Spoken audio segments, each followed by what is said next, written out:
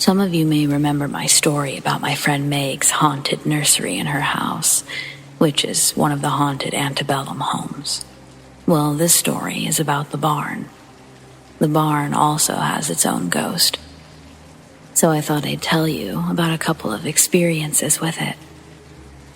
Meg went to get a snack of feed just before dawn, and she saw it. The lady was wearing one of those colonial bonnets and an apron over a plain dress.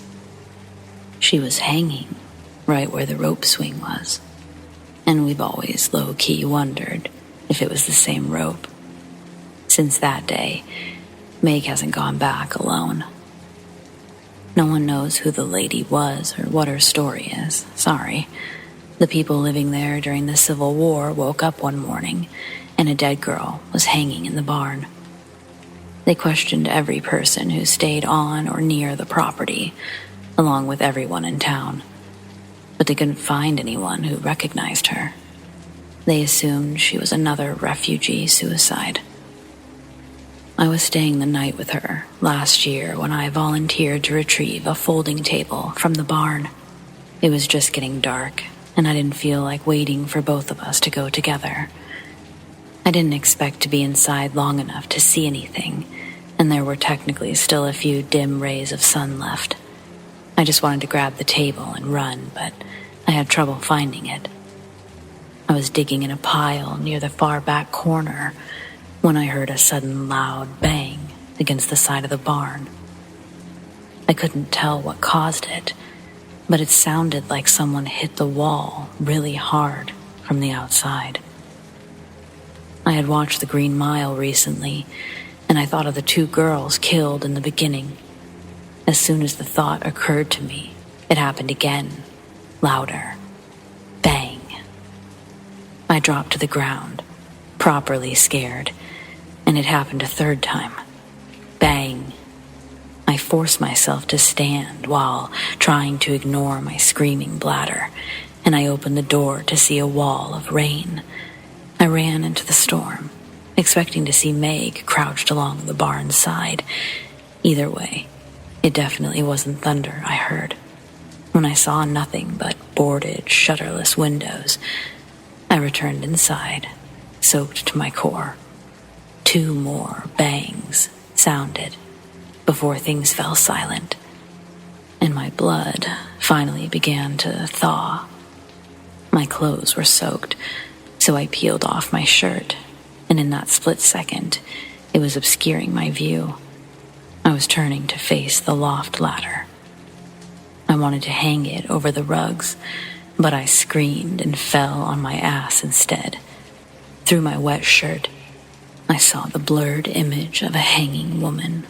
She was facing me, and her eyes were glowing. I'm lucky I didn't piss myself. My heart came to a full stop, fell into my stomach, and tried to start beating again, but couldn't, because it was staying in my stomach. My shirt got stuck on a hair clip, and I began to flail, ultimately tripping on a chair and somehow pulling it on top of me. Once free of the shirt, I spun back to the ghost, which was now just a rope swing, blowing in a non-existent breeze. After I was able to breathe again, and my heart found its way home, I decided we didn't really need that folding table after all. I hurried out the door, and I know this part could easily be nothing more than my already paranoid imagination, but it felt like fingernails grazed the back of my neck.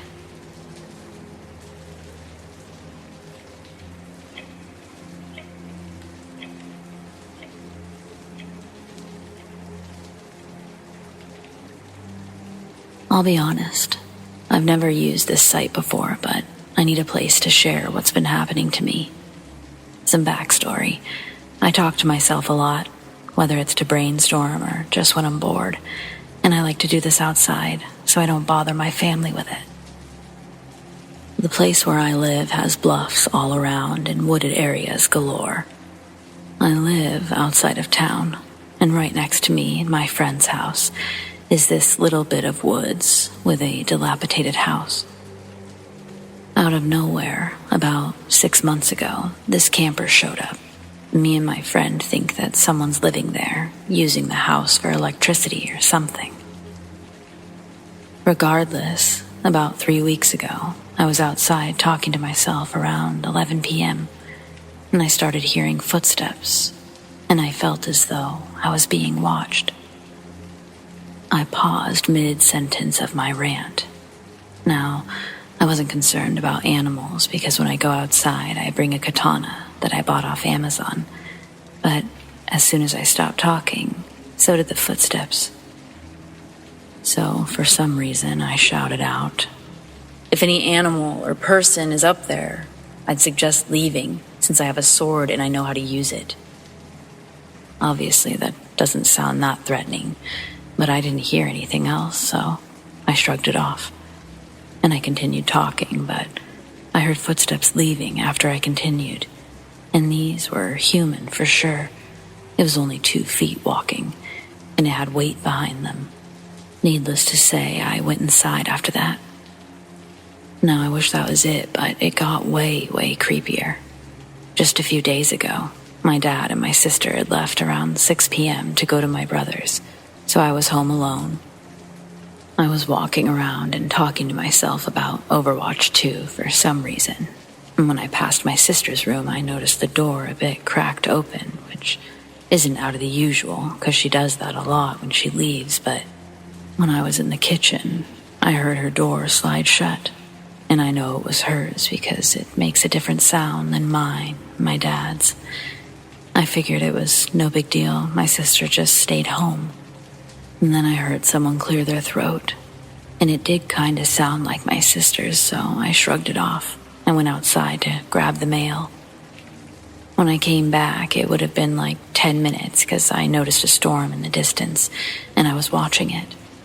I figured I'd go in and let my sister know about the storm, so I said, "Hey Erica, you awake?" And I slid her door a crack, but when I did, she wasn't in her room. This had me on edge because that meant someone else shut her door and cleared their throat.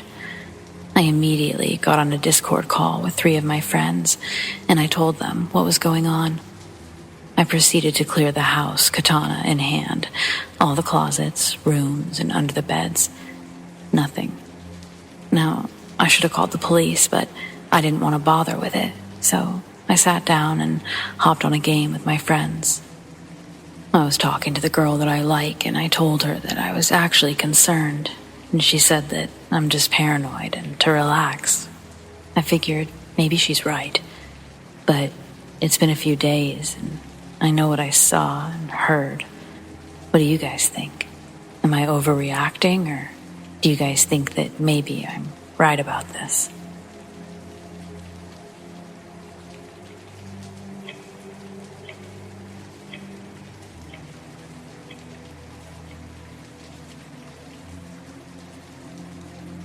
I'm a 19-year-old currently doing my first year in an art school in Singapore. Before attending this school, I'd heard a lot of stories about it. Students hearing soldiers marching in the building at 9 p.m., women crying in the bathrooms, and people running in the school building even though it's already 12 or midnight. I always thought of a realistic explanation for these stories. Come on, it's an art school. Crying in the bathroom is common because of the stress the students get from assignments and running around at midnight.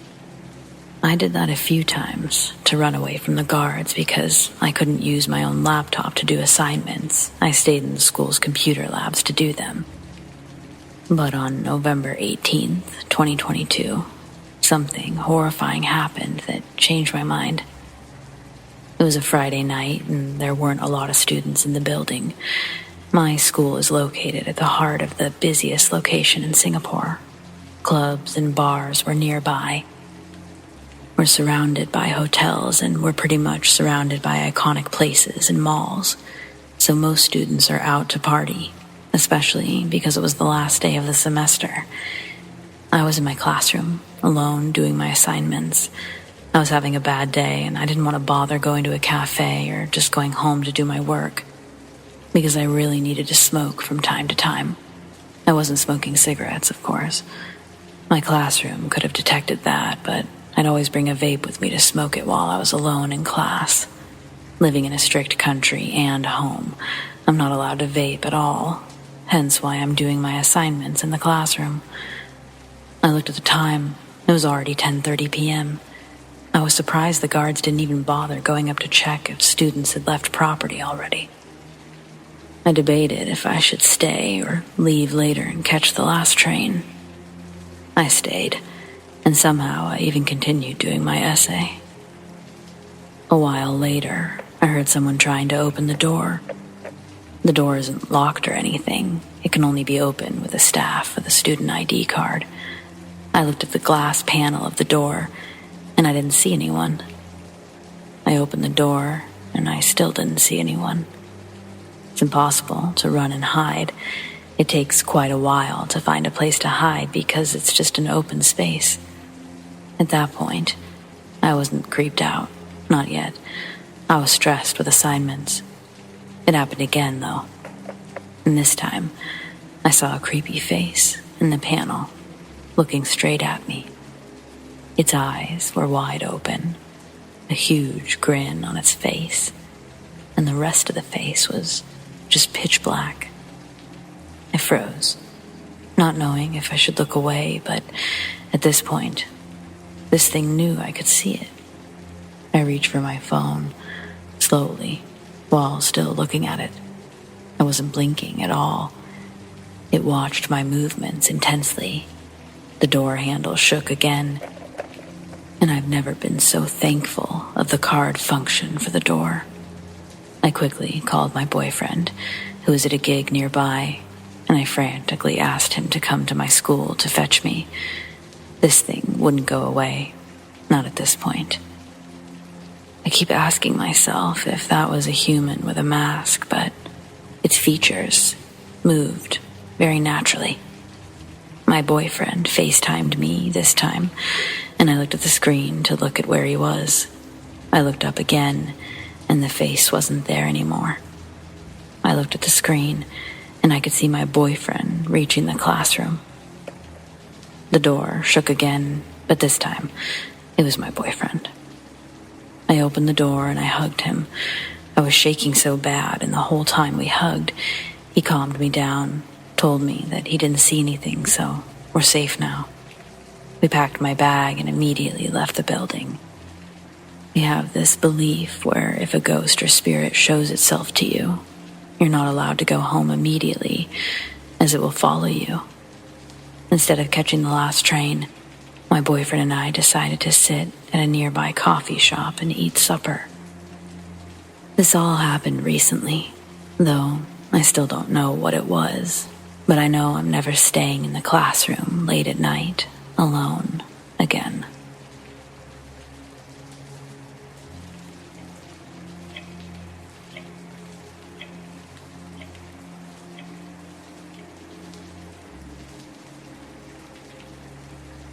Several years ago, I lived in a pretty nice 2-bedroom apartment that was above the veterinary clinic I managed.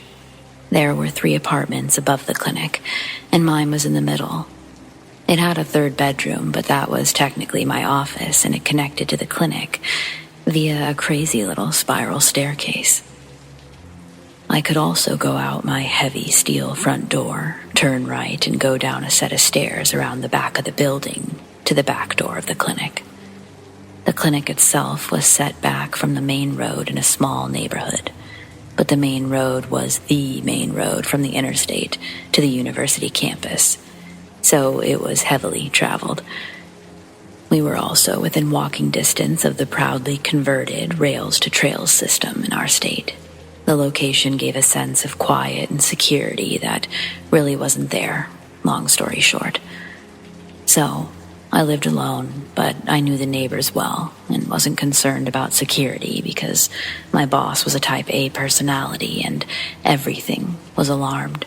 Motion censored, motion lights, steel doors, the works. I also had, and still have, my 60-pound Australian Shepherd, who lives to serve. He takes it upon himself to patrol the house at night, going from my bedroom to the front door, to the front windows, and back. I can tell him, watch the house, or watch the car, and I can leave him alone, and he'll literally stand guard the whole time. And he doesn't bark at just anything. There are different levels of, hey, that's a cat, and it's not my cat, go away, or don't you even think about peeing in my yard, strange dog.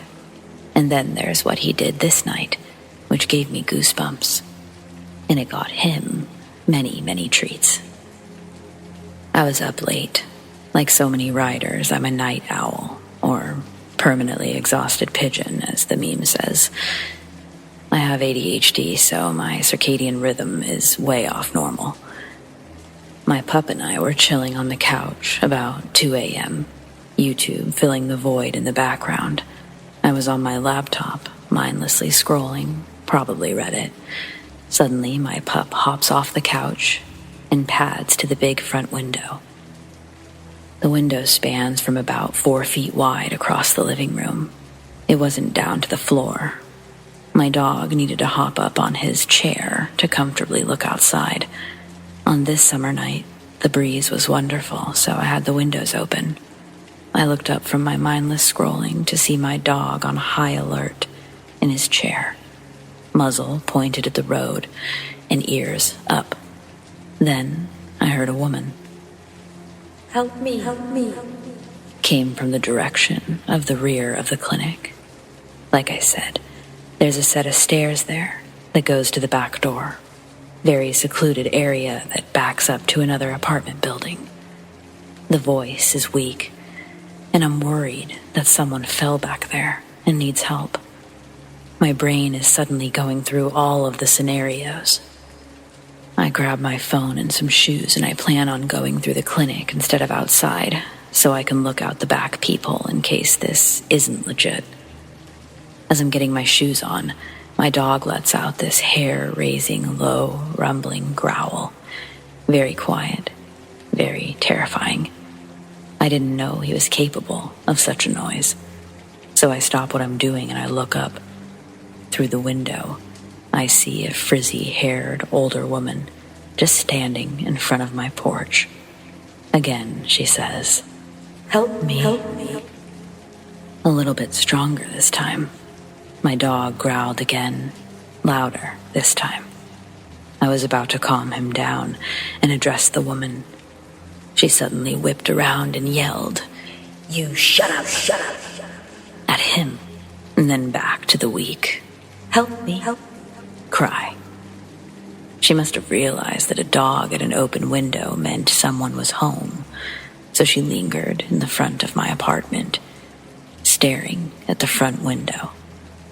I immediately dialed the local cops, and I went to my back bedroom to talk to them so she couldn't hear me. Not that I thought that she could get inside, but I didn't want her to try.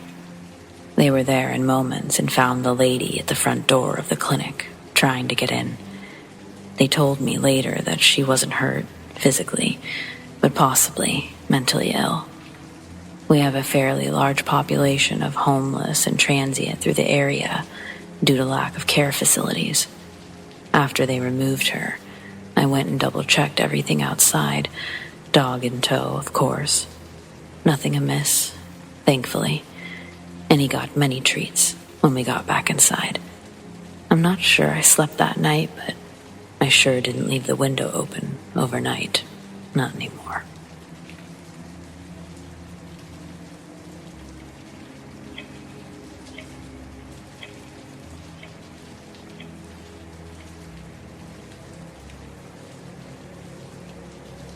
This happened some time ago, in the early 2000s. My parents were in a rough patch, and my dad had moved out of the house. I was in high school at the time. It started out one night when my mom and I were watching TV. It sounded like scratching noises, heavy, dragging noises, in the attic, and we immediately assumed raccoons. I don't remember the timeline exactly, but we kept hearing the noise, and each time, maybe a few nights later or a week later, the noise slowly crossed from one end of the attic all the way to the other end of the house. My mom did have a company come check for animals, but they didn't find any. Then, the real scary stuff started to happen. I was asleep one night, and I woke up to a figure next to my bed. My best description is a shadow person. I slowly grabbed my blanket and I covered myself with just a peephole to watch. It was entirely black, even darker than the dark room that I was in, and it looked like the darkness was slowly steaming off of it. I was both amazed and terrified. I watched it for what felt like hours until it slowly backed out of my room. I was afraid to leave my bed. Eventually, I fell asleep. The next morning at breakfast, my mom said that she saw someone standing at the foot of her bed, and then I told her what I'd seen. There was a heaviness in the house after that. Other times I remember waking up at night and hearing voices and whispering. Sometimes I could hear music playing, like it was an old theater or something. When I peeked outside my room, the noises would cease. One night, the dresser drawers at the foot of my bed slammed open and shut. Another night, Mom started screaming in the middle of the night. I grabbed my baseball bat and I ran into her room. Just outside of her bedroom door was a chair, and I swear I saw this shadow figure sitting in it as I ran into her room. She told me someone had laid down on her bed next to her. As the encounters progressively got more frightening, we were afraid to stay in the house at night. I would sleep with all of the lights on, if I could sleep at all. We started spending the night in a hotel. Even in the daytime, you'd hear things like someone calling your name. I can't remember how long the haunting lasted. I'm guessing it was at least 3 or 4 months that had passed, and my mother was getting tired of being afraid of her own home, so she had the house blessed. Sometime in the next few days, my mom was heating up a cup of water for tea in the microwave, and it exploded in the microwave. I asked her how long she'd put it in there, and then boom. These loud, scratching sounds ran down the walls around us. A dark mist filled the house. The voices and whispers all around us. My mother and I grabbed each other's arms in horror. All these sounds were happening simultaneously. And then this very deep, unusual voice began taking over all the other noise. It was deep and unnatural. And if it was some sort of real language, I've never heard anything like it. Not even to this day. As my mother and I stood there, we looked down the hall toward the voice. Something was there, like a fucking horror movie. It was quadrupedal, made of the darkness, like drawing with a Sharpie in the air. It had what looked like several rows of spines down its back. And then my mother started to pray. So did I. The creature slowly backed down the hallway and into the bedroom. And slowly, all the noises and voices faded away. The mist or haze seemed to follow it down the hallway until everything returned to normal. I never saw or experienced anything again in that house. If anyone was curious, yes, when my friends came over, they had experiences as well. I've had other experiences since then, but nothing like back then. Sorry it's so long. I'm sure I've left out some bits, but thanks for reading.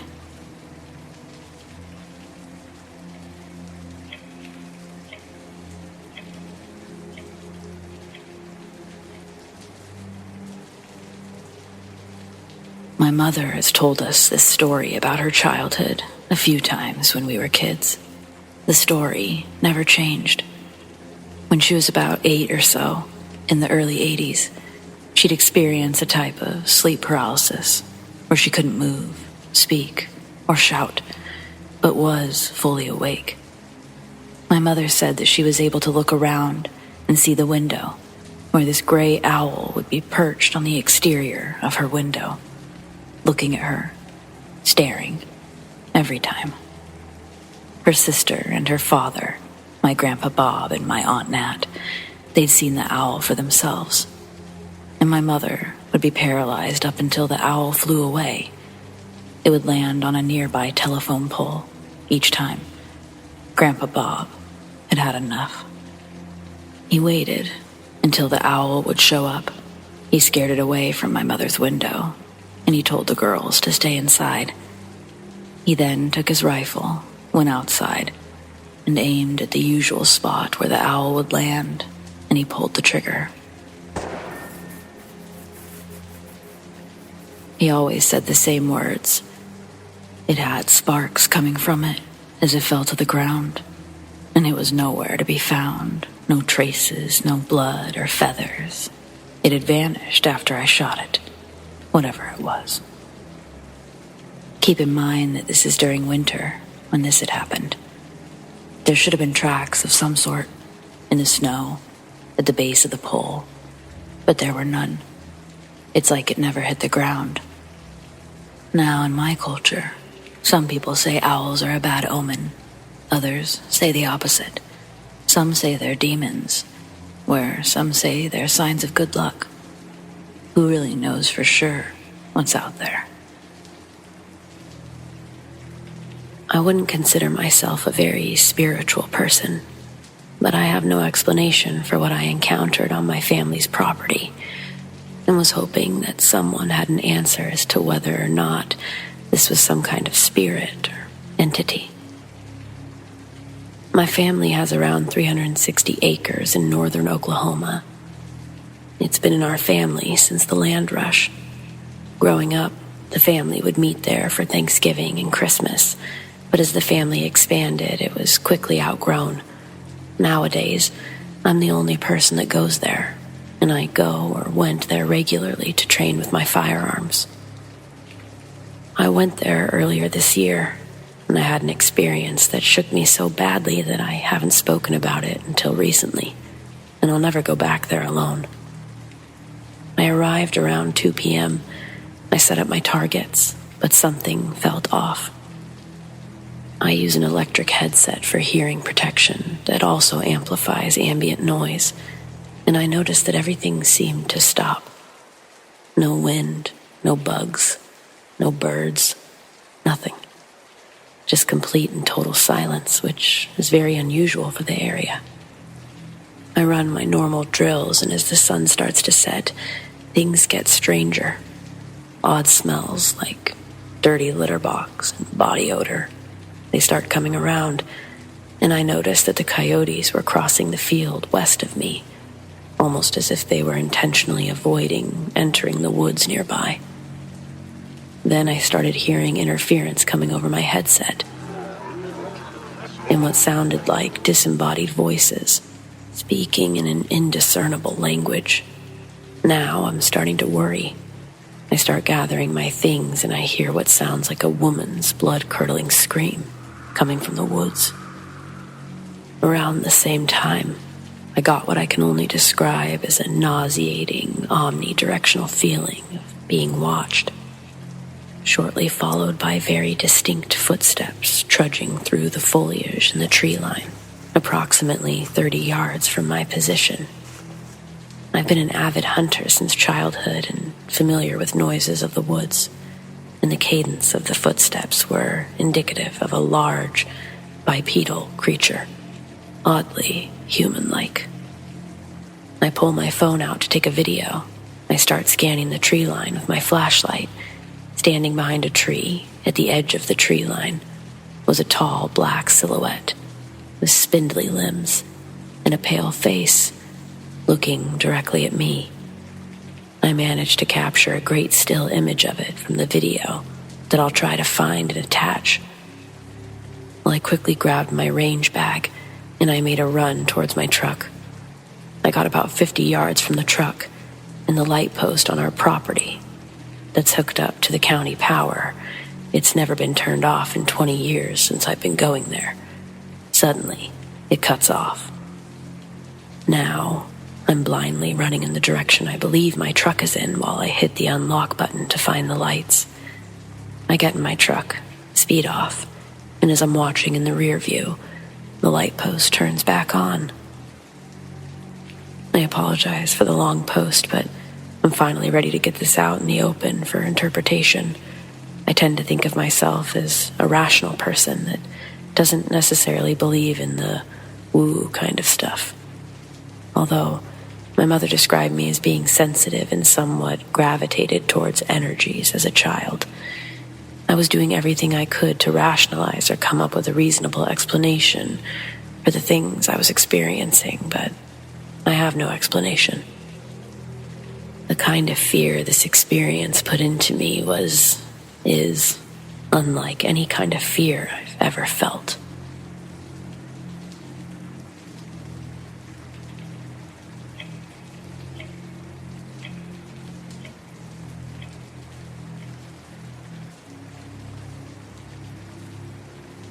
When you think of a ghost dog, some may think lost, innocent spirit, and others may think demonic.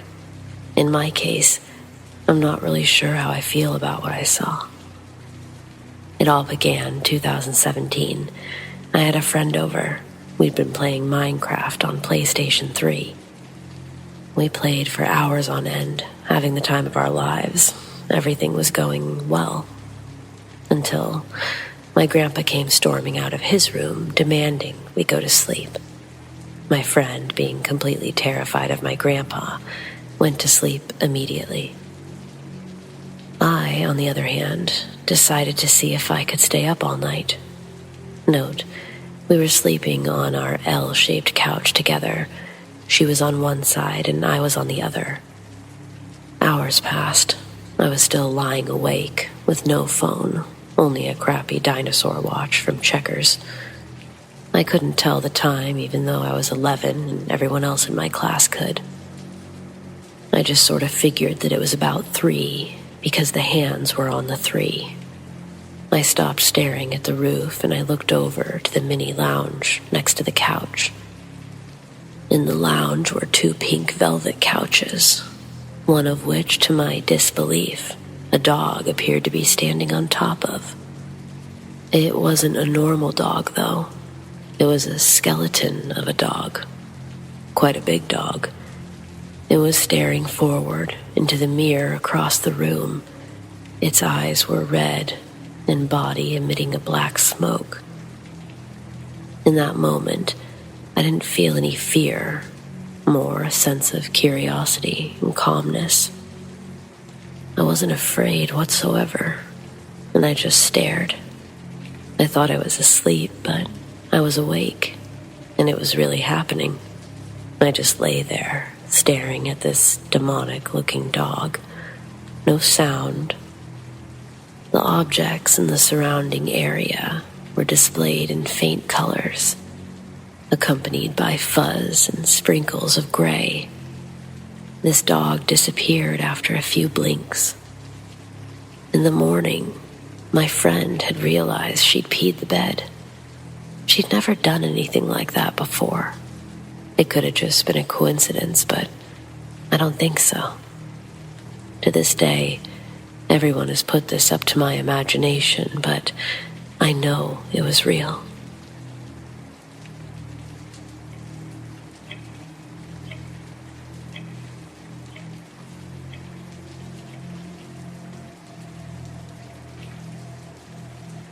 So we moved into my apartment in 2018, 2019. It didn't start immediately. It started randomly. Little things like stuff moving to different places, feeling like something was watching me. One day last year, me and my sister were watching YouTube, and it randomly changed to Hulu. The remote was on the table. We changed it back to YouTube, and it went back to Hulu again. We were spooked, so we decided to play a game. While we were playing, we heard a step in my sister's room. We were home alone. We were scared, but I got up, went to my sister's room, and I saw a shadow figure just in the corner of my eye. We were pretty spooked, but nothing happened after that besides tiny stuff. Fast forward to yesterday. I had a friend over, and we were playing Just Dance. We heard something fall in the kitchen. We went to investigate, and we saw that a lid had fallen. It didn't make sense because it was on the counter before when we were in there. Either way, we just went back to playing Just Dance. I have to be home alone today, and honestly, I don't know what to do. Just an update. My friend left and nothing really happened until 11 p.m. I saw a shadow figure in the corner of my eye again, and my dog started to bark in that direction for 15 minutes. So, I think my apartment is haunted.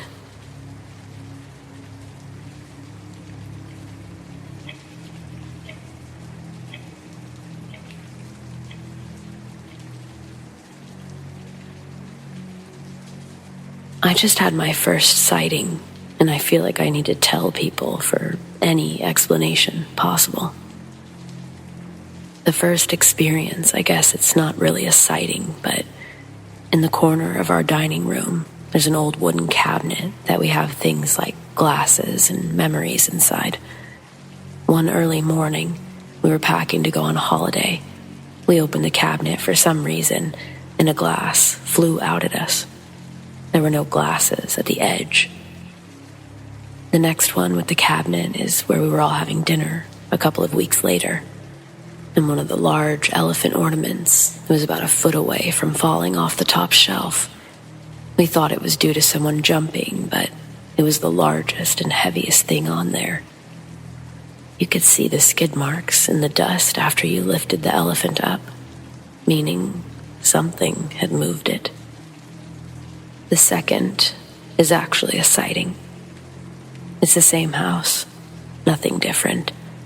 My parents were on holiday, and my sister was in bed, just me downstairs. I looked at my second monitor as I was playing on my PC, and in the corner of my eye, I saw a dark, tall figure walk from the cabinet to the kitchen. Me, being an idiot, told my friend, "One sec," and I ran to the kitchen. There was nothing. A week later, I told my family, and my sister responded, "Yeah, I've seen it a couple of times." And my dad said once that he was in the living room, and he saw it clear as day, walk opposite of him. And though I never gave them the description of what it looked like, my dad's description matched mine. Spooky.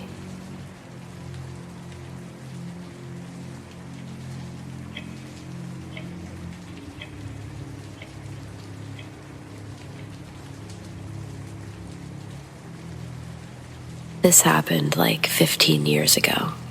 It was school holidays, and my friend, who we'll call Sarah, and I were extremely bored and just wanted to chill. This was summertime. We lived in a small town called New Braunfels in Texas. Everything's kinda spread out. Anyway, it was around midnight, and we didn't know where to go, so we just decided to go to the park. It's a little big. We were there for around an hour or so, nothing unusual, until we both saw someone or something crouched on a table. First off, a little weird someone else being in the same park at this time, but what's creepy as fuck is that this person was crouching on top of the fucking table. He wasn't even sitting on the bench. What really fucked me up, because I didn't look away, I kept looking closer. I noticed that there were wings. The body was completely human, but had fucking wings. The part that I'll never forget. All of a sudden, the most blood-curdling scream, like a woman being stabbed to death. But while sounding like a woman, it also sounded unhuman at the same time. Like a scream that a normal person doesn't do, but a scream animals can't even make. Almost like those screams in a movie that a demon or something makes. Then it just stands up, and this fucker has to be about 8 feet tall, minimum. We both ran as fast as we could. Have you ever run to your lungs' max capacity? I ran until I had no air left in my lungs, and then I kept running until I had to slow down because I was coughing so much. We knocked on people's doors and kept getting threatened that they have guns and they'll shoot if we don't leave. We were literally locked outside with this thing. I kept looking into the sky because this thing reminded me of that movie, Jeepers Creepers. After about 20 minutes, the police show up and of course think that we're on drugs. But they wanted to let us go. I walked the rest of the way. I just lived a few blocks away. The police drove my friend home. There were 2 cops, a white cop and a Hispanic. When the Hispanic cop heard the story, he pretended like it was just made up. But the look on his face, it told me that he knows something about this thing, something his partner didn't know. I have PTSD now. I hate going outside alone at night, especially near parks or the woods. Weird people don't really scare cops. Animals don't really scare them. But you know, it felt like something much worse, having a cop lie, not being able to keep a straight face because of fear. Like I said, it's a story that happened and I remember clear as day, but a story that nobody believes.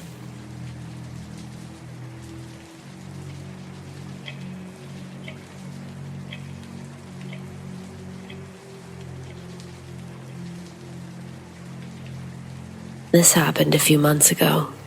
Me and my friends were messing around in a forest near our houses. We were walking through it, and my friend shouted out that he saw a figure in there, pointing to a drainage tunnel. We messed around by throwing rocks at the tunnel, and then we went on. We saw there was a pathway with a dead end to the left, but there was a small space to jump to. You just had to take a right.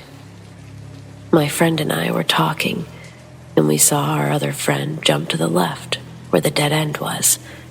But when we looked, he wasn't there. We walked the entire forest 4 times. We were talking to each other, calling out for our friend. We'd made our way back to the entrance, and we saw our friend walking toward the exit.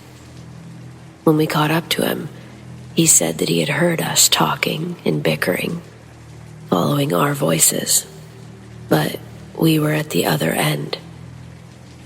There was another weird part. When we were walking the 3rd time, one of the bushes started shaking profusely for about 4 seconds. I don't know. Some sort of mimic or other dimensions.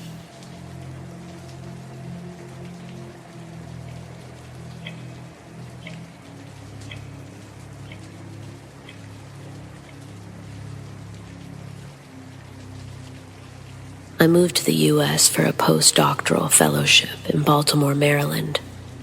This is a city where black women regularly disappear. And recently, a serial killer named Joe Metheny was outed in Baltimore as feeding his victims at the local butcher shop he ran. This story happened to me in 2019.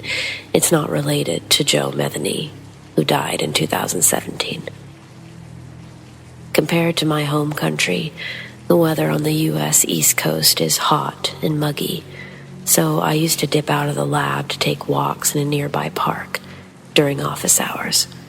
I did this maybe 50 times, exploring the vast park and its river, its bottom piece and upper trails. It is not too secluded, and you could usually spot people jogging, which put me at ease. Nevertheless, it is Baltimore, and the crime is infamous. I had several hairy encounters in my time there.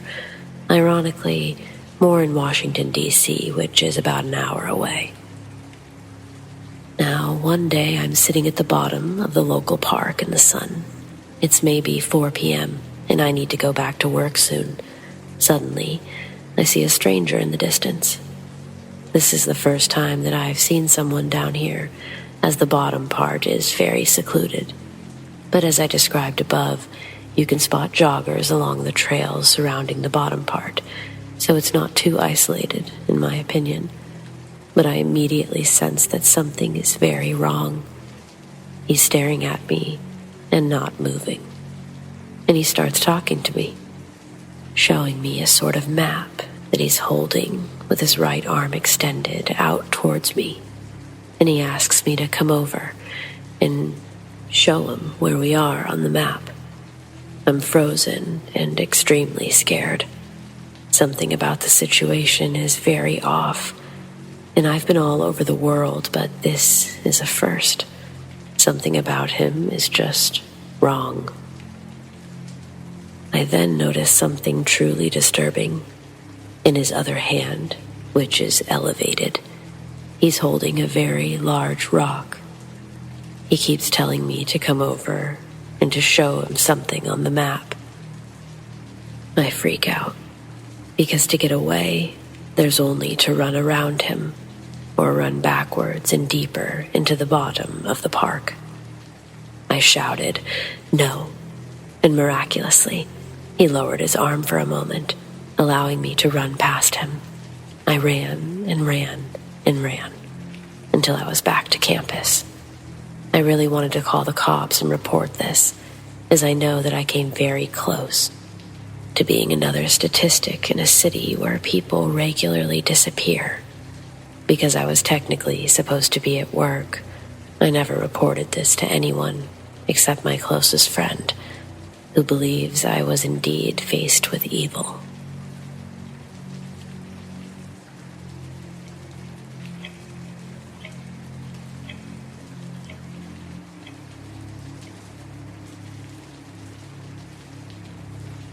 In the summer of 2017, around 10 p.m., I was in the kitchen watching YouTube videos on my phone when I decided it was time to go to sleep. So I go to turn off the light to the kitchen, and as I'm walking past one of the kitchen windows that leads to the backyard, I notice someone. At first, I had this gut feeling that told me to look to my peripheral vision. And I look out the kitchen window, and I see a black figure walking across my backyard. At this point, I'm frozen with fear, and I see this thing walking across my yard with its bright, glowing eyes, and I assume it noticed me, since its head is tilted in my direction, and it suddenly vanished.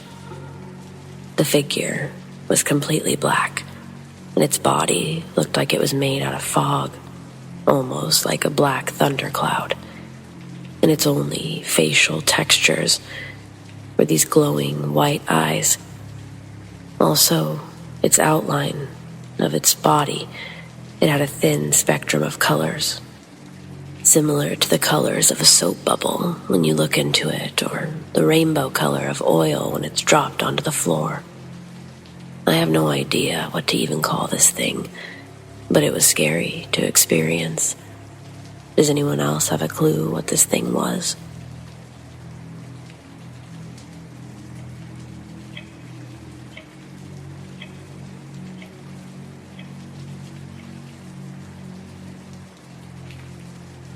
I've only shared this with a few people.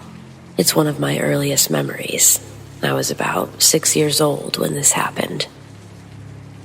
My family was on vacation at the Edgewater Hotel in Gatlinburg, Tennessee.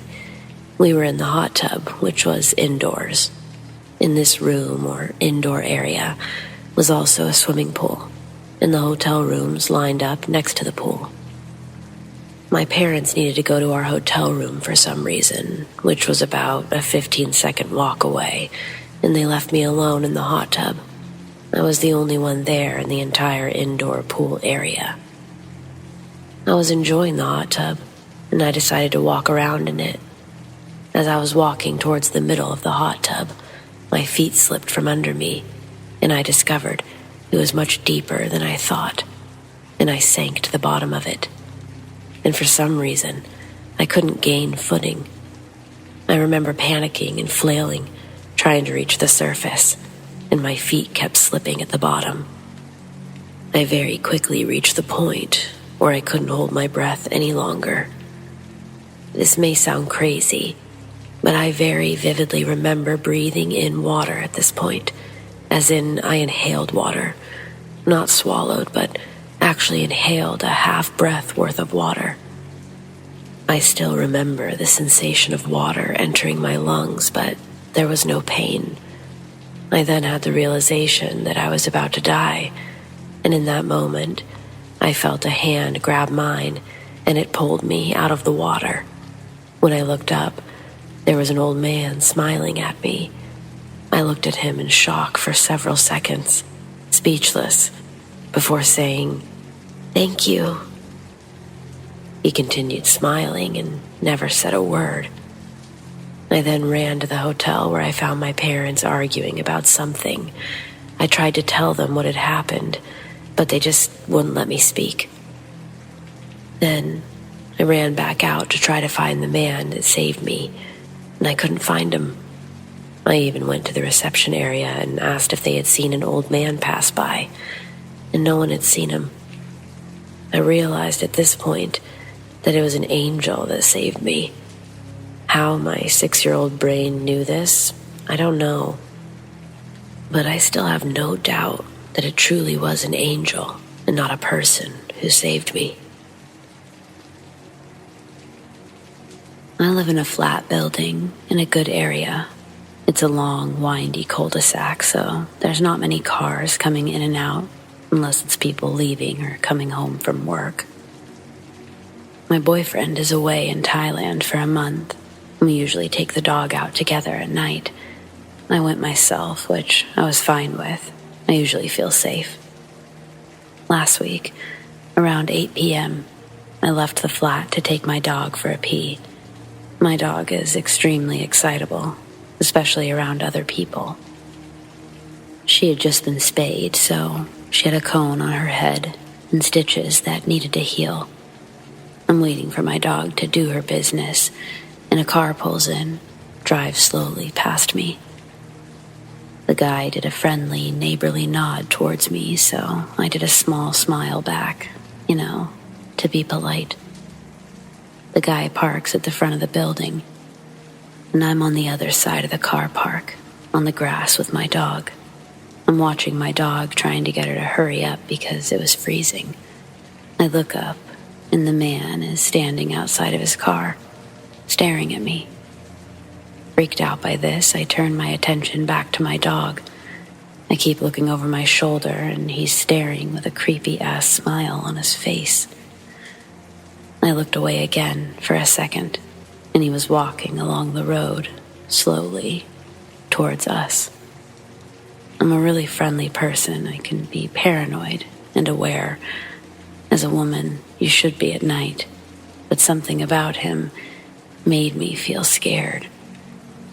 He's walking so slow, as if he wants to talk to me, so I hide behind a van, and I'm telling the dog, "Hurry up and pee." I can't see him anymore, which terrified the life out of me. All I can hear are footsteps coming towards us. The guy peeks his face around the van, and my dog goes nuts. She's jumping around, barking aggressively, which she never does that to people. And this guy doesn't take that as a reason to leave. My dog is showing that she doesn't want his presence. But even though she's doing this, he continues walking towards us, slowly. I start backing up and I say to him to please leave, as she's just had surgery and she's too excited. In the most quiet, sinister voice, he asks, "What's your name?" I couldn't really hear him. He kept repeating the question. I eventually understood what he was asking. My dog is still going absolutely nuts at him. I say again, "Please, my dog has just had surgery. You need to walk away. She's getting too excited." Ignored, again, walks towards us, asking my name. So I start walking away from him. He ponders for a minute, still smiling creepily. He eventually backs up slowly, still facing me. I swear he did this for at least 20 seconds. He walks back to his car, looking over his shoulder at me, then stands back at his car and stares for another 3 minutes. I pretend my dog is doing something when she's really just being a pain in the ass and standing there. I look up and he's gone. I'm shaking, sending my sister voice notes about what's going on.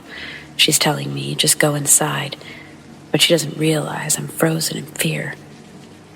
Eventually, I see a woman and her son walk up to the front door, so I half jog over there with my dog to go inside at the same time as them.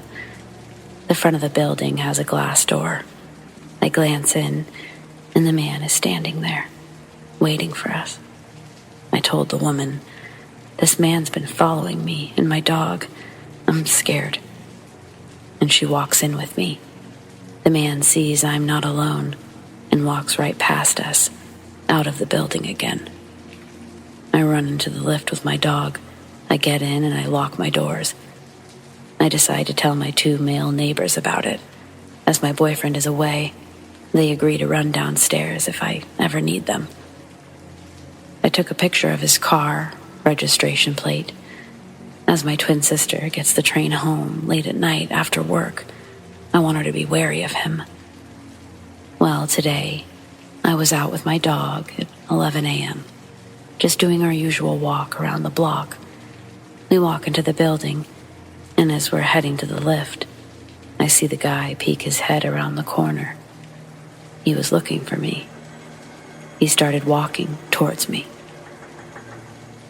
At first, I don't recognize him, but then he smiled this creepy smile, and I realized who it was. He said hi, so I said hi, and then beelined it for the lift. He came towards me and my dog again. I pressed the lift button, just watching it come down from the 6th floor. He comes and stands closer to me. Again, my dog is going nuts at him. He asks what my name was. He has an accent, and he asks again when I didn't understand what he was saying. I ask, what, my dog's name or mine? He says, yours. I froze, said some fake name. He started to move closer.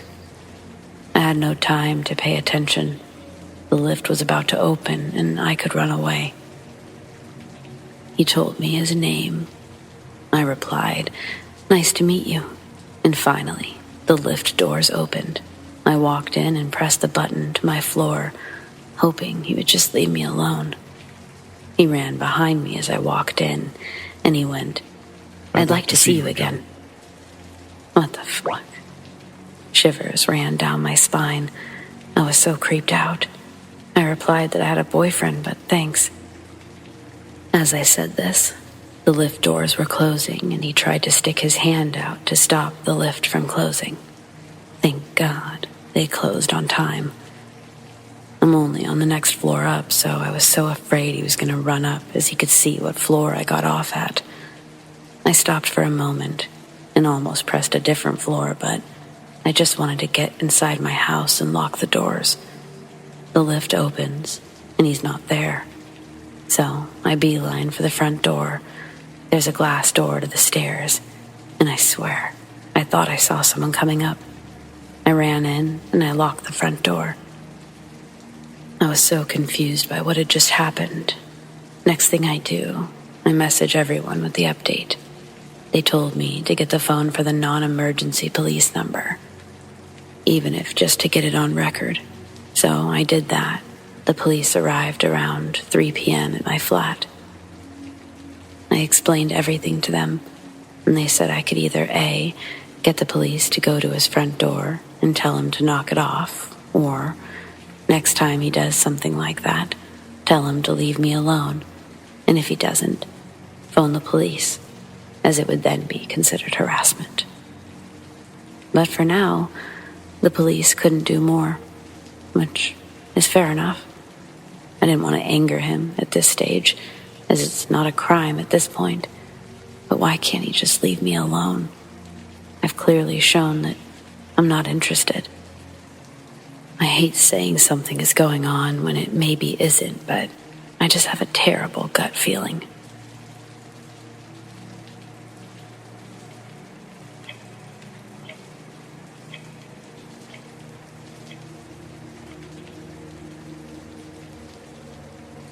So this morning, I was laying in bed in the process of accepting the day and getting ready, and I heard my bedroom door creak. I looked over, and I saw a very small, dimly lit face come through the door and come up to my side of the bed. I thought it was my son, who's 5, so I rolled over and was about to ask him what he wanted. The whole body was a shadow. The mouth, the nose, the eyes, they were the only parts that were illuminated. He held up a baby doll in one of those magic baby bottles right in front of his face and just stared at me. At this point, I knew it wasn't my son. And so I did what any grown woman would do. I put the covers over my head and rolled over to the other side of the bed. At that point, I felt the bed sink down, like the boy demon thing got into bed. So then I thought, okay, maybe it was my kid. And I looked over, and there was nothing. So at this point, I know I have to do a proper investigation and see if my kid was in his room. Sure enough, he's still in his room, tucked away, sound asleep. I also feel it's important to add that my son's door is messed up. He can't fully close it as it has to be finessed shut because the hinges are bent. So if he'd opened the door, I would have heard a noticeable noise. And if he closed it, it would have slammed. This also isn't the first time I've seen a shadow child try to get in my bed. I have about 3 other, slightly less interesting stories involving this possible spirit.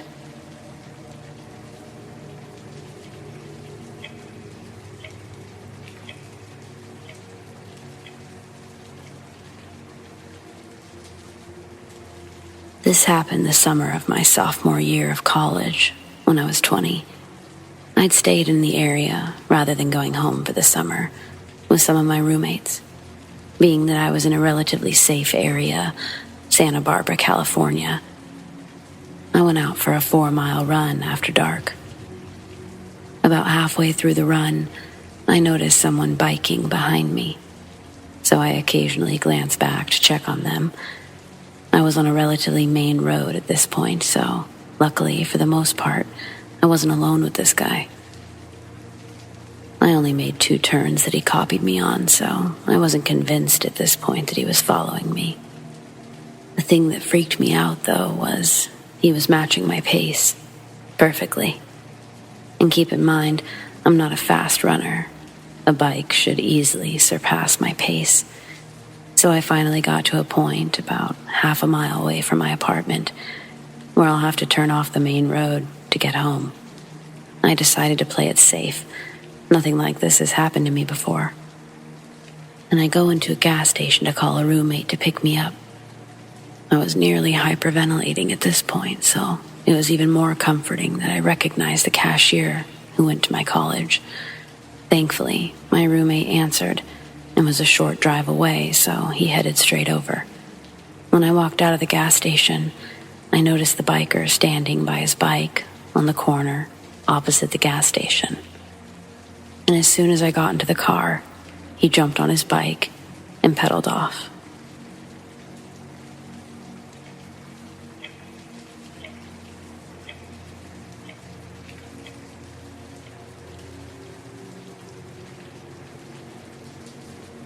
My family has 2 people, me and my mother.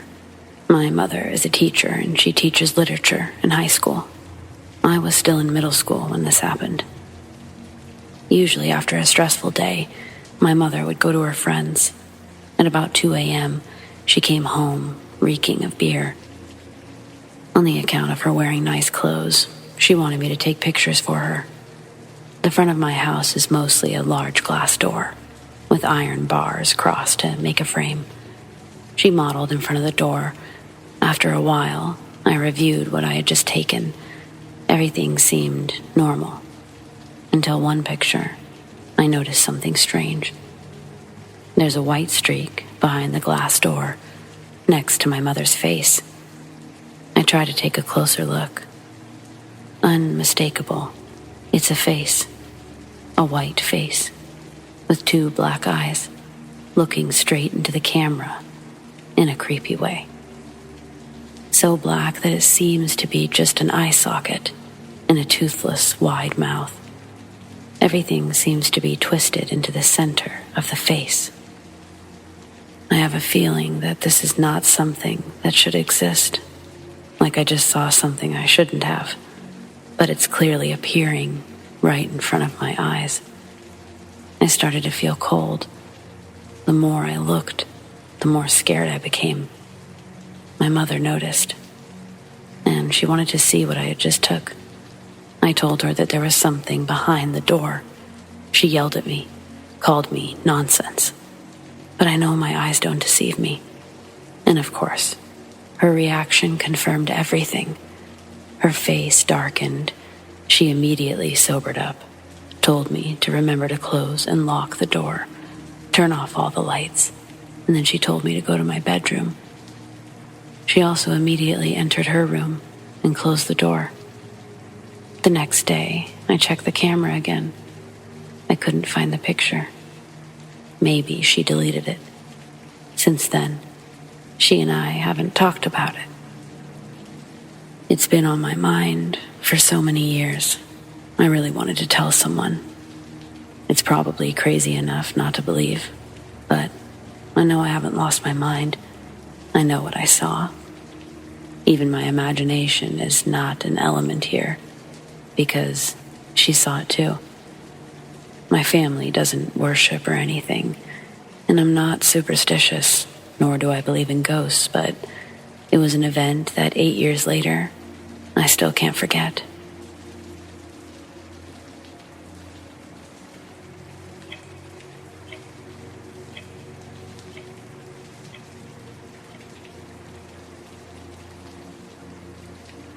So this happened a few years ago. Me and my younger sister were walking our dog, and we were walking in a kind of sketchy part of our neighborhood. I know it pretty well, so I didn't feel unsafe at the time. However, as me and my sister were walking down a street that connected to some back paths in the neighborhood, this old white truck with a guy probably in his 40s drove past the street, looked at us, then backed up, and slowly drove down the street that we were on. He parked right in front of the path that we had to walk down to get out of that street. He kept staring at us as we walked down the street.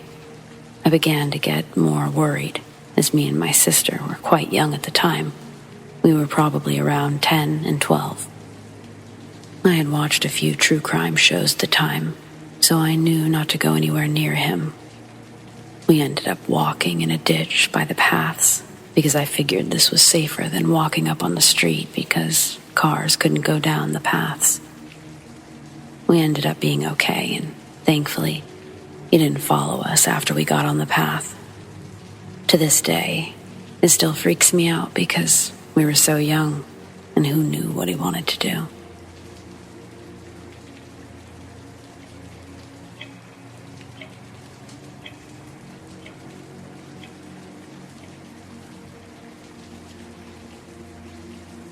Summer of 2022.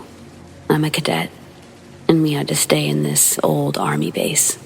Can't give the location, obviously. And this happened about a week in.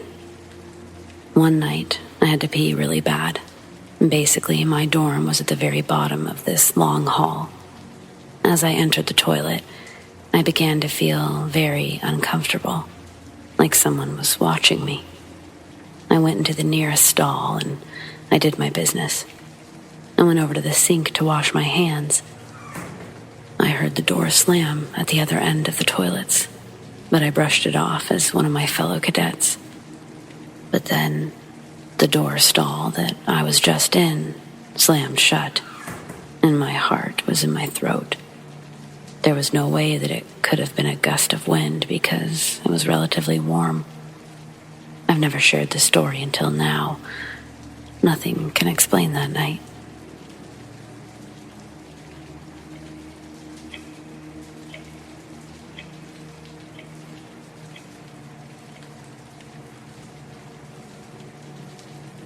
So to give some background information, I'm spiritual. If you don't know what that is, spirituality involves the recognition of a feeling or sense or belief that there's something greater than myself, something more to being human than the sensory experience. I believe in souls, spirit guides, reincarnation, etc. My friend is a medium and can connect with the spirit guides and also ghosts and souls. My friend and I were hanging out at her place. We had the house to ourselves and decided to do a session. She was doing a session on me, and I asked normal questions like, what's my future like, so on, until I asked a question about one of my friends. This friend of mine has some trouble. He's been battling depression, anxiety, some other things. I asked if we could try and connect with her spirit guides and ask what was happening with her. We tried that. Bad idea. My friend who was doing this session had her eyes closed, was holding my hand, and her face started to twitch in an uncomfortable way. But I didn't want to disturb her, so I said nothing. Suddenly, the room we were in had this weird vibe, an unwelcoming vibe, just a very unpleasant vibe. She suddenly stood up from the couch that we were sitting on. She went to grab some incense and started saying, "You're not welcome here. Get out of my house." I've never experienced anything like this, as I was new to all of this at the time. Suddenly, this terrible feeling rushes to me. I don't know how to describe it.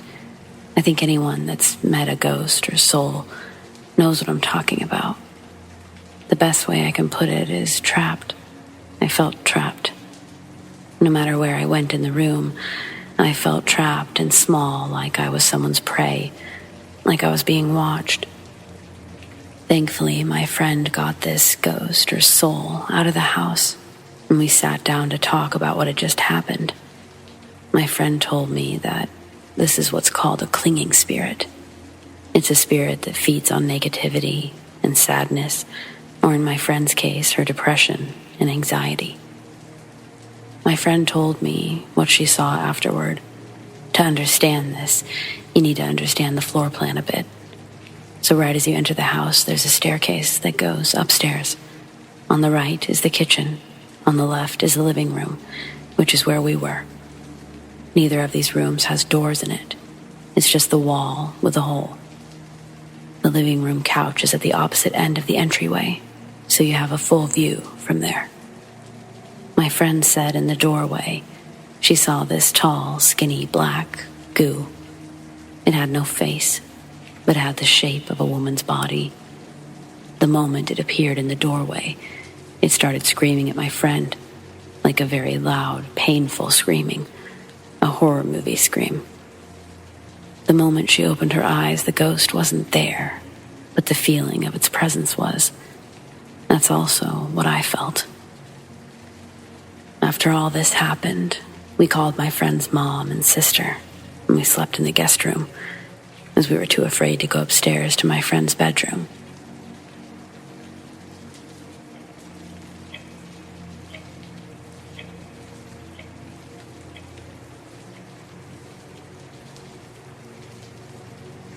The horror of Gladstone Villa is that there was more than one ghost there, and it was meant for one family.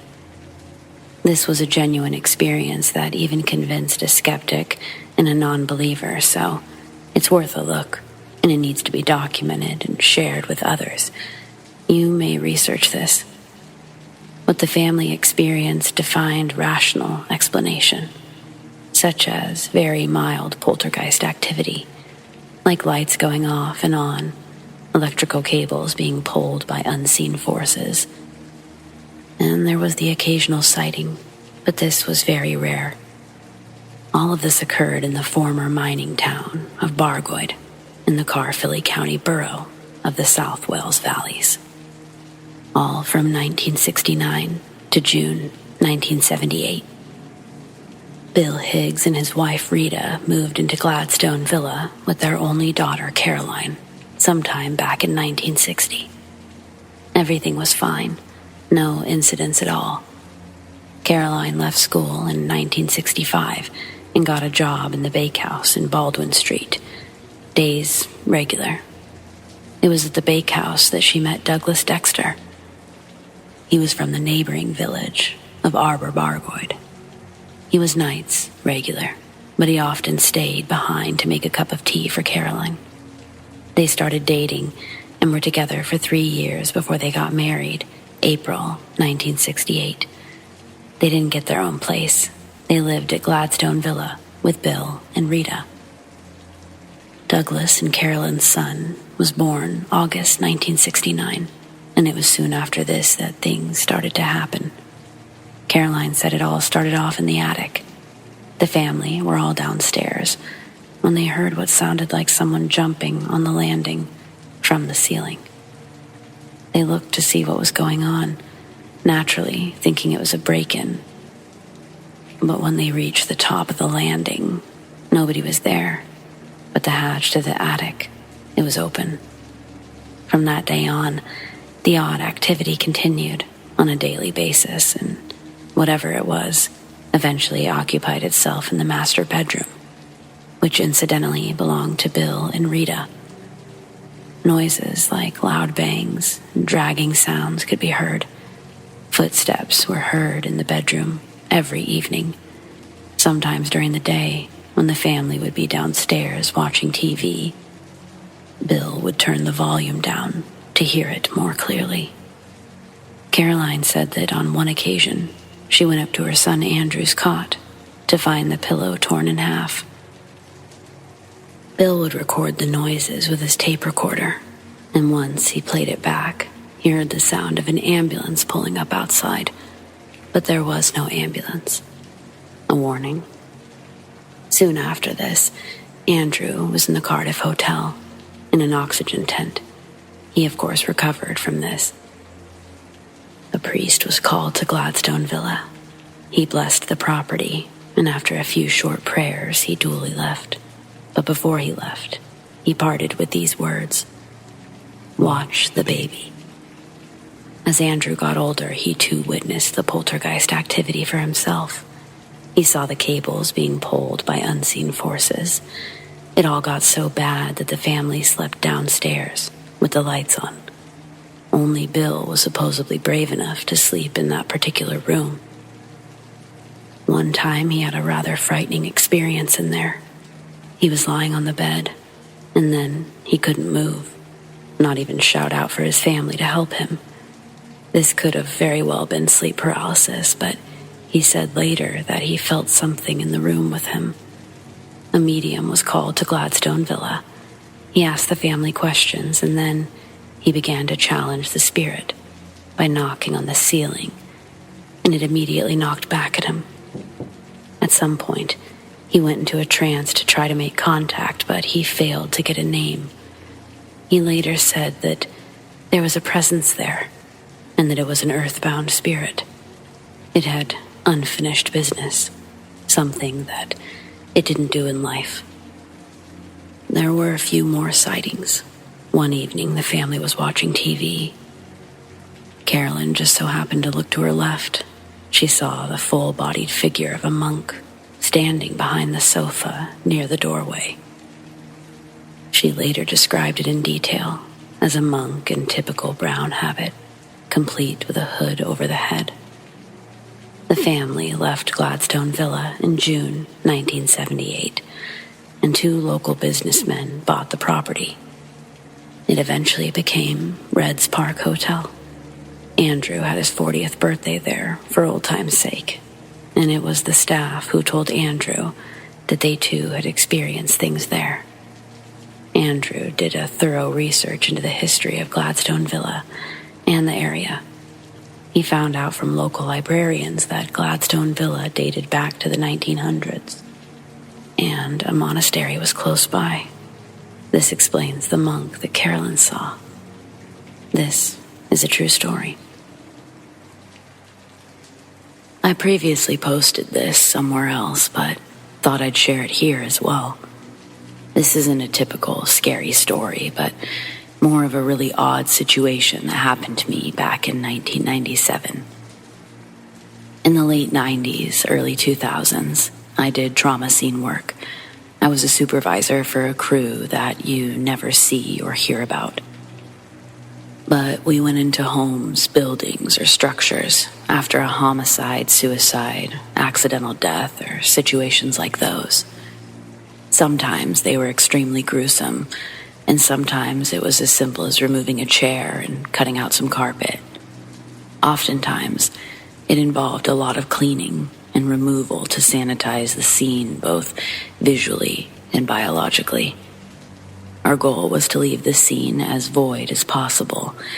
Like if you didn't know what happened there, you had just assumed it was under renovation.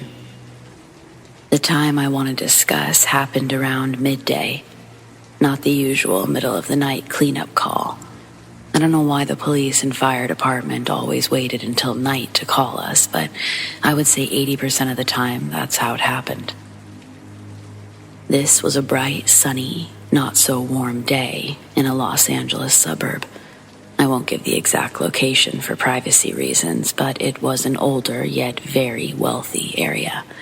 The kind of neighborhood you expect doctors, business executives, or other people in the entertainment industry to live in. As we pulled up to this home, it was a huge spread of mid-century modern with fancy landscaping and a long, curved driveway. The place looked well kept and was probably a showcase of the neighborhood back in the 50s and 60s. Typically, I, the supervisor, would approach the door while my crew waited by the trucks. Since this was supposed to be a small job, we only had my vehicle and our service truck. I remember seeing an old, fancy Mercedes and what looked like an old Porsche in the driveway. No others, but there may have been some in the garage I didn't see. As I walked up to the door, an older woman answered my knock. She was probably in her mid-50s, well made up with lots of jewelry. She was wearing something that reminded me of Mrs. Roper from Three's Company. It wasn't cheap looking, just not the 90s style. I explained that we were there to do some cleanup work, and then I noticed she had a drink in her hand, like a martini or something. Like I said, this was the middle of the day and probably before lunch, but it's not unusual to find people drinking in a time like this. She leads me into this house, and it's surprisingly dark and hazy from cigarette smoke. Now what happened next was really odd. The entire place looked like it was a time capsule from the Mad Men era, 50s, 60s. The house wasn't what gave me the creeps, but instead, as she led me to the second den area, we passed through the front room, another living room, and a bar pool table area. This house was huge, and there were a ton of people inside, and they all looked like characters from an early 1960s movie. One guy wore a sports coat, glasses, and a boat captain's hat, while another wore a tuxedo. There was a lady in a long, full-collared evening dress, and others that looked like some weird collage mixture of people from a Rosemary's Baby themed dinner party. The amount of people throughout the house didn't add up. There was only 2 small cars in the driveway, and they each only fit 1, 2 people. Where did all of these fancy folks come from? There was a low mumble of different conversations, with only an occasional glance thrown my way as we walked over the scene. One of those huge old cabinet record players was blasting Johnny Mathis. I know that because hearing it's not for me to say, made me feel like I was walking into the Twilight Zone. We finally get to the room where the suicide happened, and the deceased was in a red velvet chair. There was no gunshot, but I assumed they took a razor to their wrists. The lady stood in the doorway. As I looked over the scene, I explained that we would remove the carpet, dispose of the chair as it held most of the blood. She just nodded, still clutching her drink.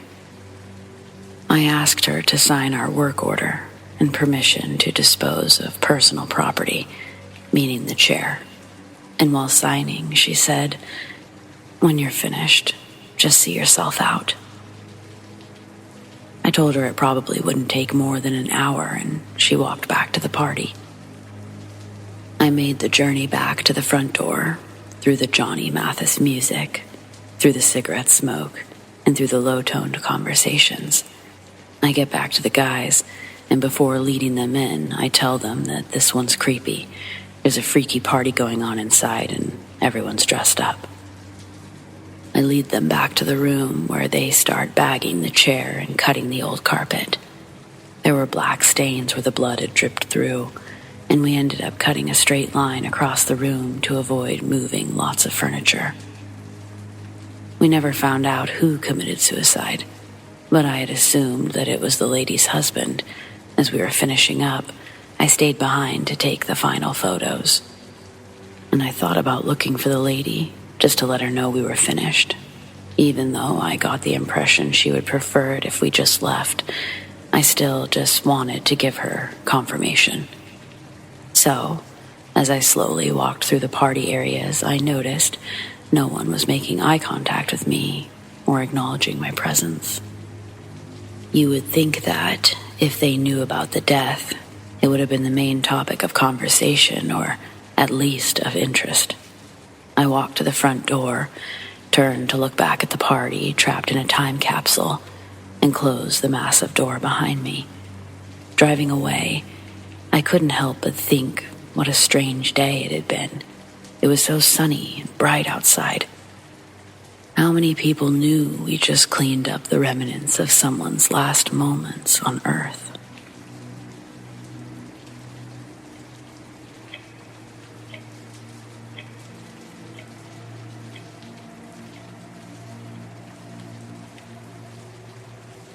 For starters, when this took place, I was smaller, not very strong, but I was a good runner. I always went to my friend's house at 6:45, returned between 8 and 9, but during the fall and winter months, it was much darker. This story takes place during the fall, so the roads were clear enough to ride my electric scooter home. It's faster than a 5 to 10 minute walk with headphones. It was roughly 8:45 when I started rolling my way home, and many of the walkways were pitch black. The only thing that kept me from falling was my familiarity of where the ditches were. At the halfway point, there's a path that runs behind a row of houses and alongside a school. At the end, there are lights in front of the school. Everything becomes easy to see again.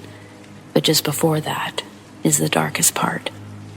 There's a massive ditch to the left, and with the exception of a few trees and bushes concealing its edge, it's completely hollow. There's also a smaller ditch to the right. In other words, it's the perfect place to hide from anyone without a bright light. I had just made it onto the street when I started hearing an echo of footsteps.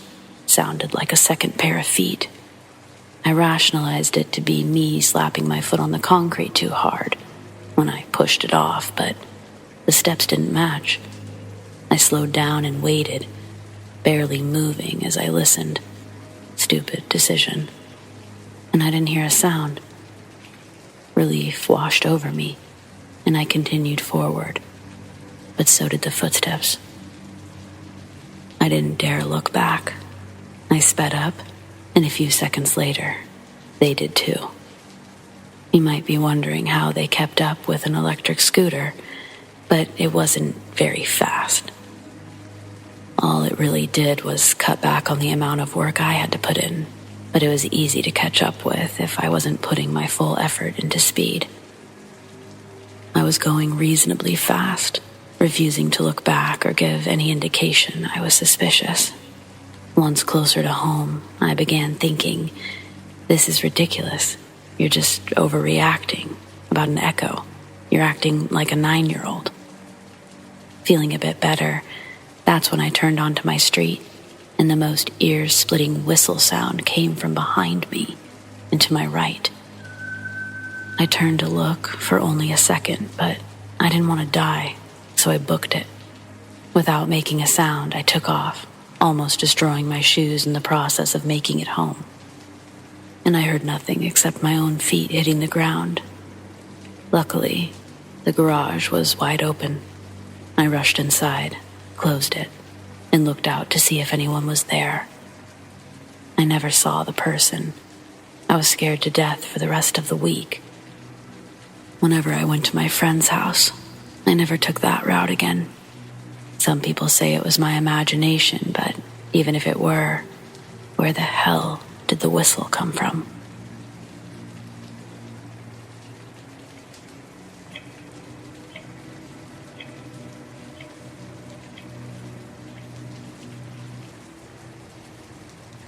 I've struggled with the idea of sharing my experience, but mostly because I'm not sure if it actually happened or if it was just a dream. One summer, when I was 10 or 11, I was awake in the middle of the night. I could hear the horses running around the pasture as if something had happened. I decided to go check on things. At that time, my family had a massive old barn. We lived in the middle of nowhere. I walked through the barn door and found a very large man, as white as snow, climbing into the hayloft. I remember being startled, but not frightened. He turned around, looked at me, and slowly lowered himself back down. Then he took a few steps before kneeling and putting his hand out, like one would do to a stray animal.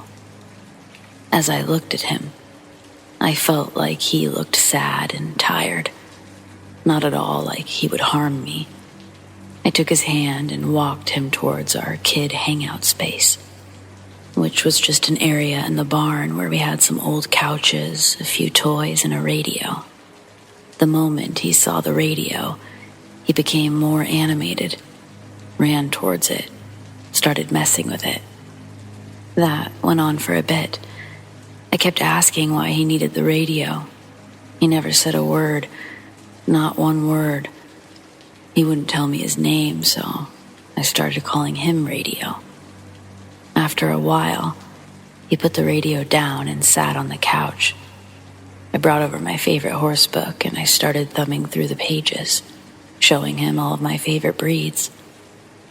Eventually, he gently took the book from me and closed it, as if to say, I'm done. I got up and I put the book away, and he laid on the couch. I remember him being so large that his head was on the armrest while his legs hung over the other side at the knee. He was a giant, pure white, and I don't recall any hair. His eyes were jet black, but they weren't huge or angular. If anything, they slanted downward and were beady. After he fell asleep, I decided to go to bed too, but first I put a blanket over him. I woke up in the morning and the whole experience came flooding back to me. My feet were dirty, as if I'd been outside during the night. I grabbed some snacks, ran to our hangout space, and found everything as I would have expected it. The blanket was on the floor, the book sitting on the table. The radio was out of place, but he was gone.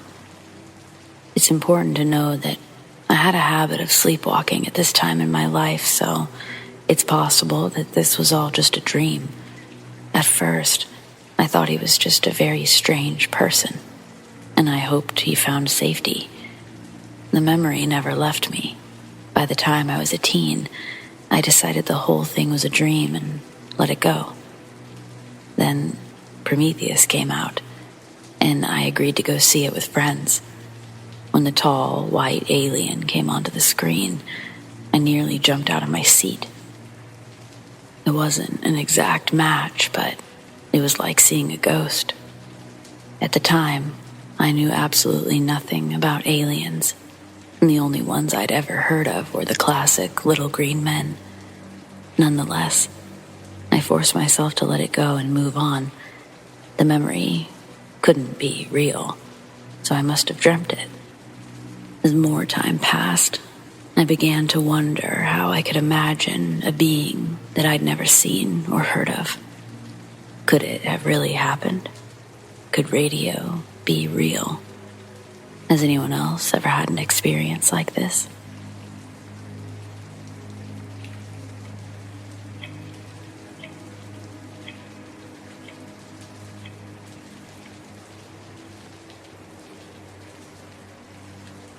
I'm a woman who experiences sleep paralysis often, and it's not fun. I recently moved into a new house in a beautiful village with a gorgeous view of the river. But what happened here, it's horrible. I lived a normal life, made friends in town. Life seemed perfect. Then one night I woke up and I couldn't move. This seemed I regularly experienced sleep paralysis, but after a few minutes, I looked out the window and I saw a boy. He had an unusually large grin. It seemed to be full of evil. Since I was paralyzed, I couldn't react. Then, the figure walked towards the door. I heard it open, and I heard his wet footsteps coming closer and closer, until the boy entered my room. He leaned over me, his huge grin directly above my face. Then I snapped out of the paralysis and was asleep again. When I woke up, I found wet footprints on my floor, and a chill ran down my spine. I got dressed and drove into town. There, I talked to people who shared a tragic story. Long ago, a group of friends were playing near the river. As a joke, one of the children pushed a boy into the river. He couldn't swim, and he sank to the bottom. Villagers tried to save the boy, but they were too late. They found him, sitting on a rock, eyes cloudy, mouth open. It was like he sat there and waited to drown. People say his ghost will grab your ankles, pull you into his watery grave. I freaked the fuck out. I tried to sell the house, but I couldn't because it's apparently famous for being haunted. I just hope I can get out of this place.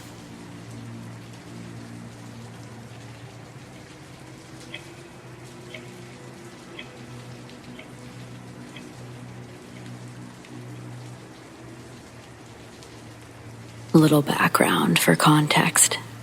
This past Thanksgiving was hard for my family. It was the first Thanksgiving without my biological grandmother. I called her Nana. Her life partner is my other grandmother, who I call Nain. So, just wanted to get that out of the way. On Thanksgiving night, me, Nain, and my half-brother were sitting in the living room, reminiscing on past Thanksgiving we'd spent with Nana, when we heard something fall in the master bedroom. Nain had closed the door to keep the dogs out of there, so no one or nothing was in there. We brushed it off and decided to put a movie on, and we were watching it when we heard voices coming from that room. We paused the movie to listen, but we couldn't quite make out what they were saying. We assumed it was just the neighbors and were about to continue the movie when we heard a voice call out for Nain in my Nana's voice. Only it wasn't her. We all knew it. Again, she called out this time for me. This time the tone in her voice was urgent, like she was hurting. "Help me," we heard her cry. My older brother, who's never really encountered nor cared for the supernatural, was shaking as he tried to get up when Nain shouted, something she's never done. Don't open that door. Again, we heard my Nana crying while pounding on the door. When at 11:52 p.m., it was quiet. That was the time she died. Till this day, we haven't spoken of what happened. Nain had me sage the entire house the next day.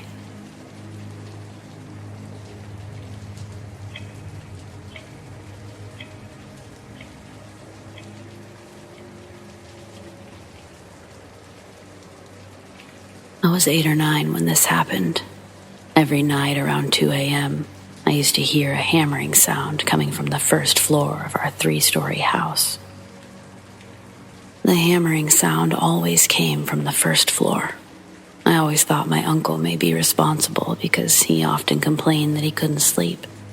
I thought that he might have found a new hobby or something, but no one else ever mentioned the noise. Anyways, my bedroom was on the 3rd floor. It had a balcony with a wooden door. One night, my father was out of town and the rest of my family was asleep. So I decided to stay up all night and watch TV, but I fell asleep. I woke up to a loud banging sound coming from the balcony door. I immediately got up and asked in a brave voice, "Who's out there?" But the banging only got louder. I screamed. My mom rushed up to ask what was happening. I was crying, so she hugged me and asked again. As I was trying to tell her, the banging started again, and it was so brutal that I thought the door might break. Mom called Dad and his cop friend. When the officer came, he checked the balcony, but nothing was there. He even asked us to check in with him so that we wouldn't be afraid of our own house. Nothing like that ever happened again, and the hammering sound stopped as well. I never asked my family about that hammering because I'm still worried I might be the only one who heard it.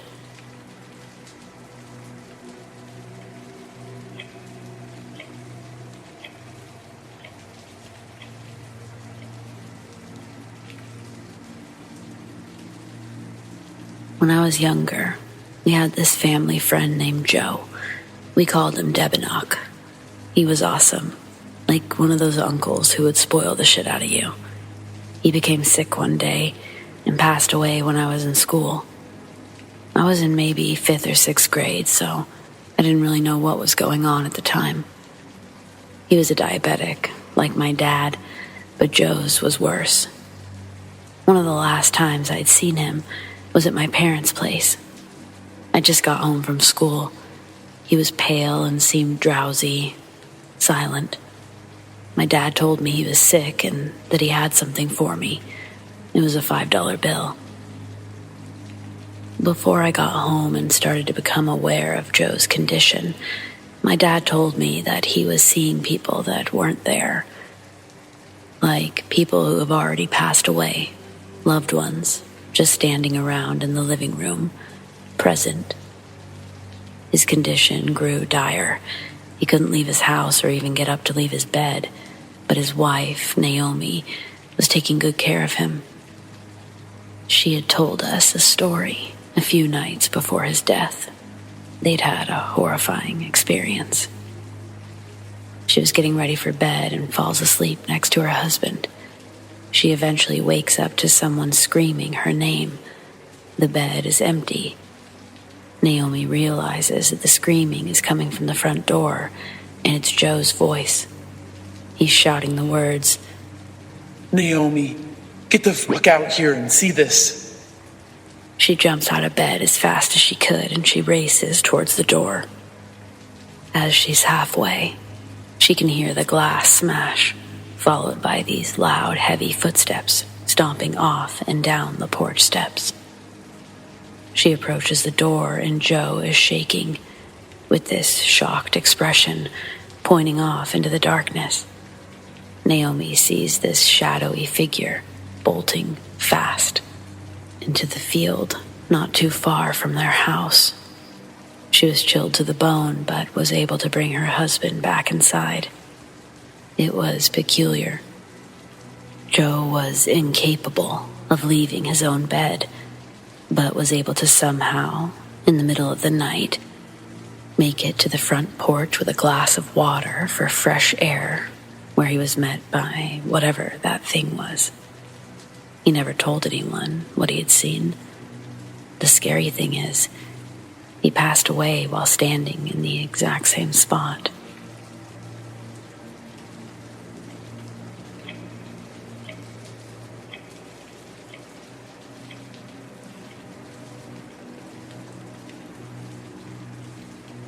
I was a nurse for 7 years, and I worked at a single facility for my entire career.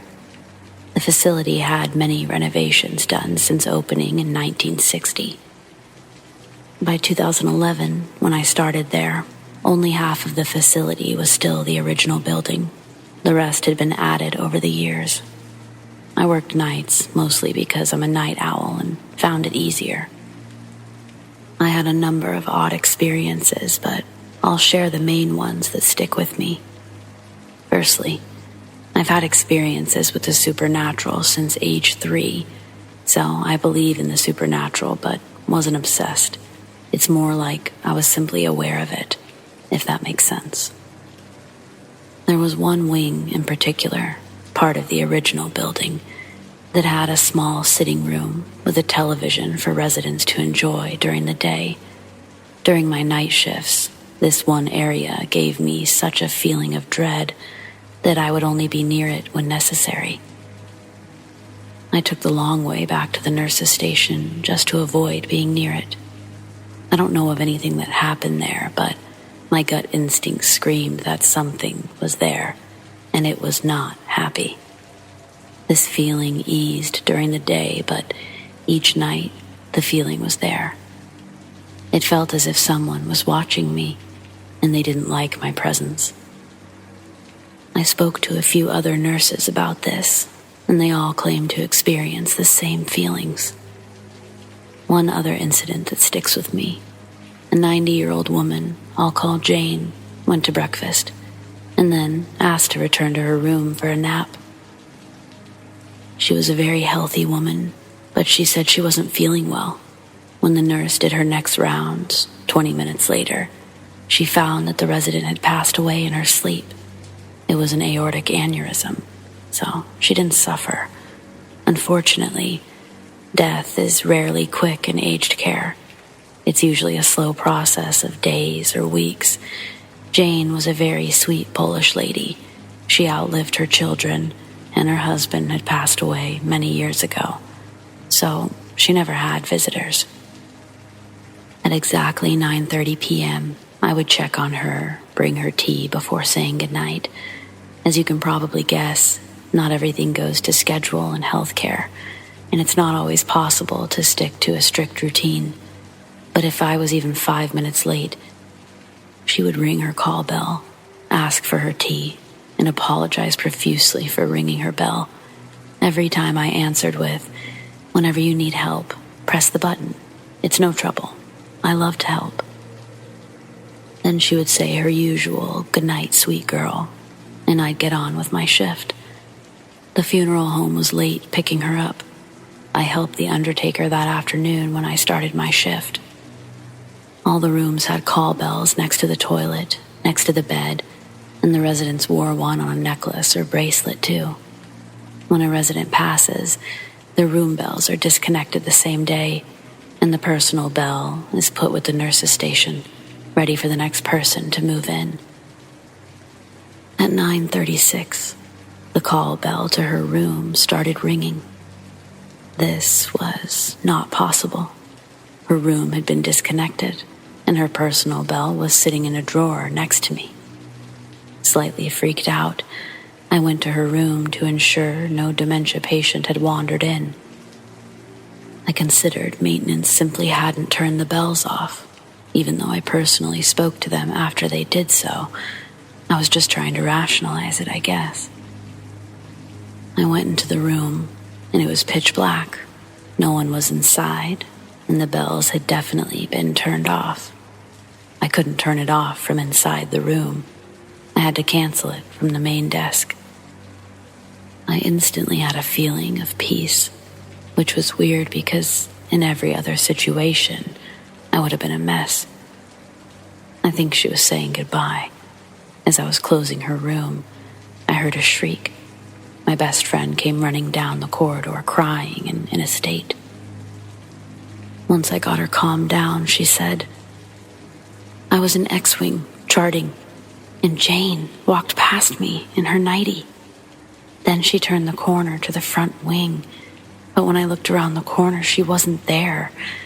She's dead. What the fuck did I just see?"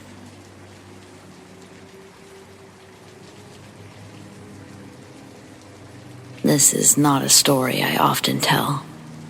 I sincerely promise that this has scarred me for life, and while I have investigated psychological and natural explanations for what I heard, they remain unsatisfactory. I was terrified of the dark as a child. I swear to my mother that I heard voices in there. They weren't evil, but they were unfamiliar, which scared me. It wasn't uncommon for me to wake up in the middle of the night and hear whispers, as I referred to them when I asked my mother. She assumed that they were just bumps in the night, typical childhood nightmares. I tried several times to convince her that it was more than that they sounded different from one another, in the same way that people's voices do. Some nights, I was so terrified by these whispers that I slept in my mother's bed with her. It was also convenient that the bathroom was right outside her bedroom door for those late-night excursions. I should mention that when you walked out into the hall to use the restroom, you looked directly down the stairs that led to my living room on the first floor, as my mother's bedroom was on the second floor. I awoke one such night, around Christmas, with the need to relieve myself. As I walked out the door, I heard the word, "Look." And to my surprise, a red light, almost like a spotlight, was cast upon the wall at the bottom of the stairs. I was transfixed by the light because it had no other source. I knew what this light was because I was a little kid, and it was only a few days before Christmas. Santa Claus. Who else could have gotten into my house and found out that I was being a good boy? I started down the stairs to greet him, picking up my pace after the second step as it started to creep off the wall and fade into the darkness of the living room. And that's when I noticed him. A powerful, masculine voice, in contrast to the first. It wasn't at all like my father's, though that's not to say he isn't masculine. It was just noticeably different. It stated, "Stop. Right this moment. Return up those stairs." I listened, turned around, and what happened next is something I would not believe if told the same story. When I got to the top of the stairs, I heard a loud crash. This sent me running back to my mother's bed, where I jumped right under the covers and stayed all night. When we awoke the next morning, the poinsettia lights, small Christmas flower lights that glowed red, my mother had placed them on the railing down the stairs, and they'd been pulled straight down, some broken from what appeared to be a forceful tear, and laying in a single pile. My living room's dry sink had fallen from the wall. My mother had no explanation. My father, though, was concerned that we'd been the targets of a home invasion. My sister was in tears. Nothing was missing. No one had broken in, and there appeared to be no reason for this to have occurred. And then I saw it. And I kept quiet about it because I was so afraid that I couldn't force myself to say anything. There were 3 indentations where the finish on the wood had been worn, almost as if in a forceful grip, on the edge of the wooden dry sink that had been facing up. Something had grabbed it and thrown it down. This was the source of the bang. I was embarrassed. I never heard another voice after that day. I don't like to think about what was waiting for me downstairs that night, if anything at all, but I can tell you that something had physically acted on two things in my house near the bottom of the stairwell. After that, I never heard another whisper. This is unfortunate because I would have liked to thank the man, masculine energy, who stopped me from falling down those stairs. This happened when I was 7 years old now. I'm now 20 years old. I'm still afraid of the dark as a result of this incident, especially dark stairwells.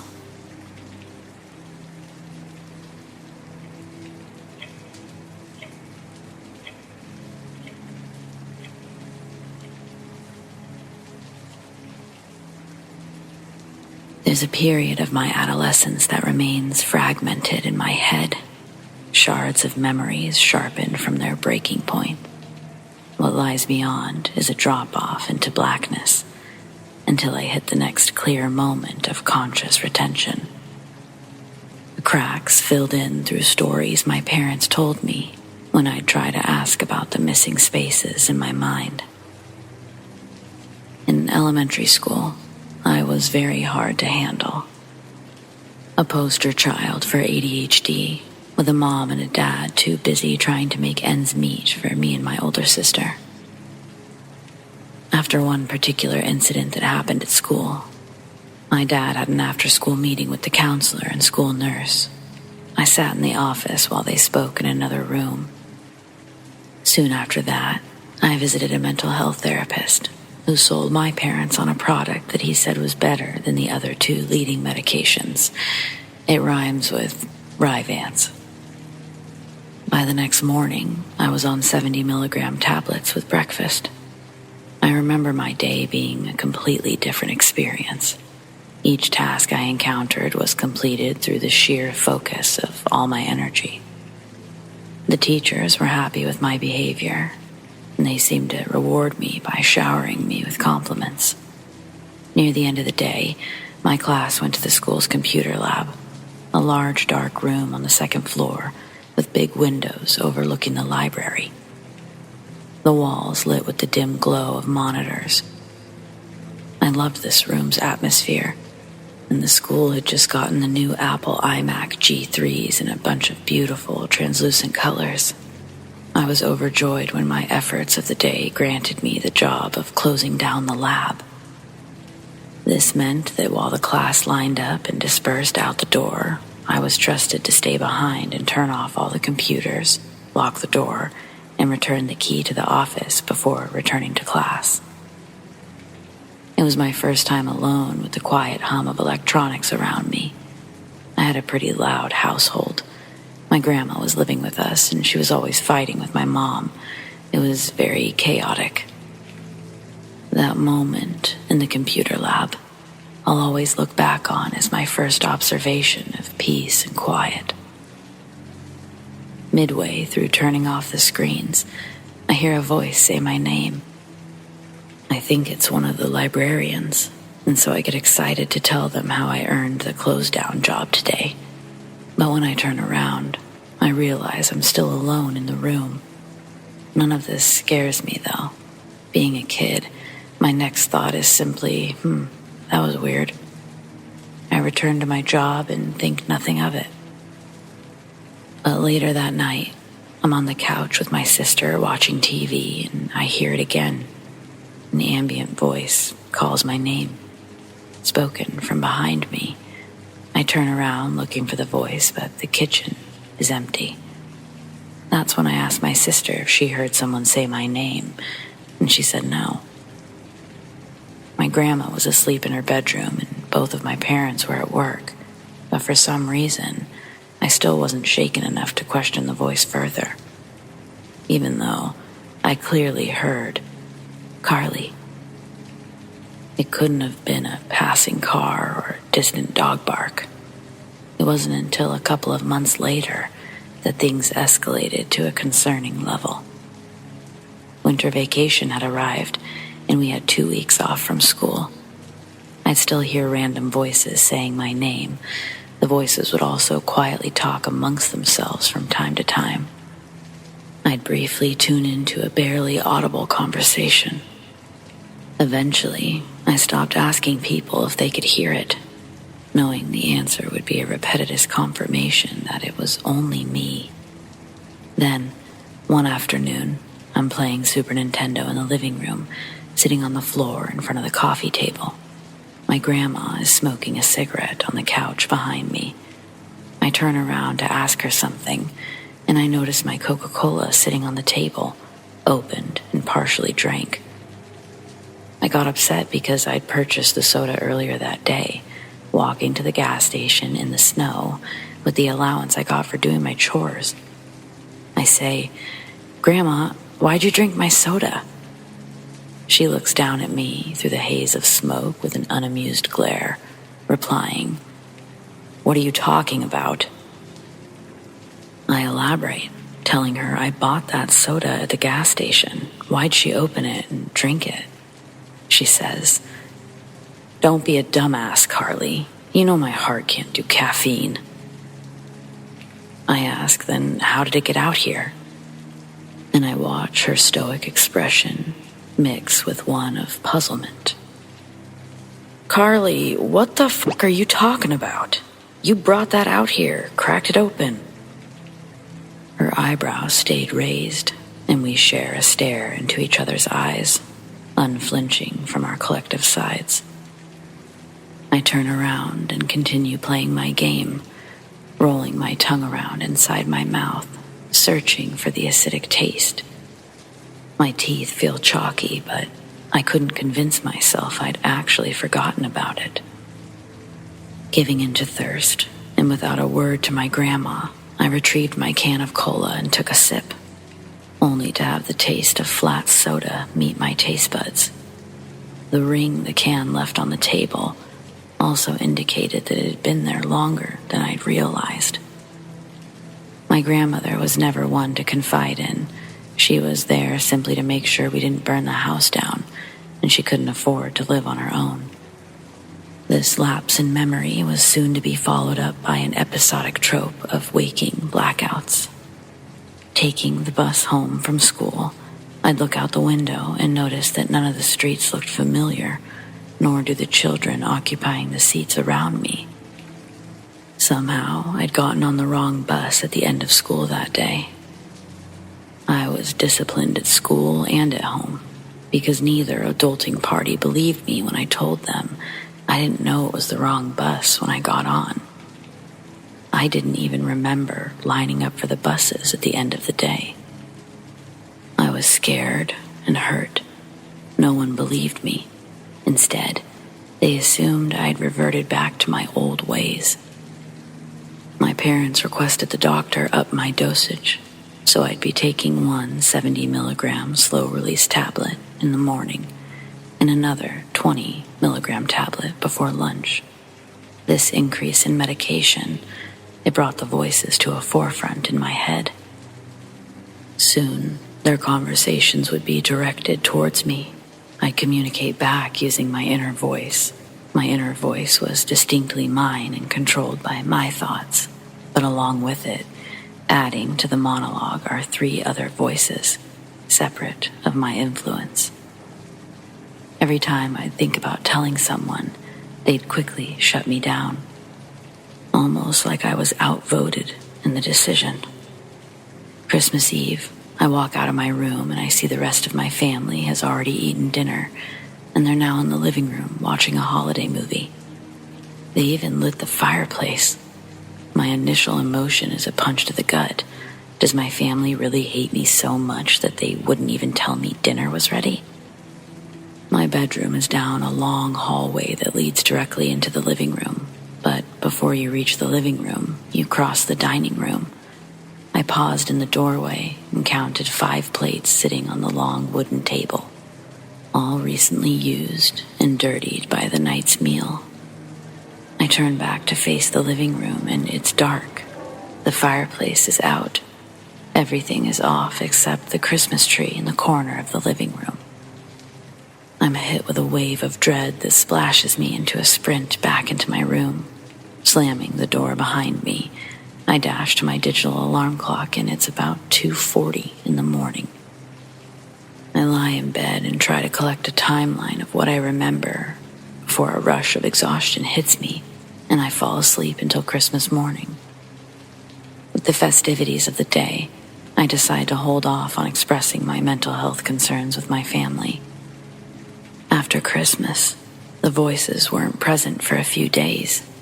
Paranoia had me testing myself multiple times a day about remembering exactly what foot came after the next in my consciousness. Sometimes repeating the process 3 or 4 times to make sure I'd remembered doing it. This is actually what brought observable red flags to my teacher's attention, as I'd often turn in the same assignment 4 or 5 times. One afternoon before last recess, she had me stay inside. I thought I was in trouble again. Walking to her desk, I see that there's a spread stack of papers on her desk, all with my name on them, all copies of the last, paragraphs rewritten over and over, word for word. She pulls out more duplicates of other assignments and sets them in a stack next to the other papers on her desk.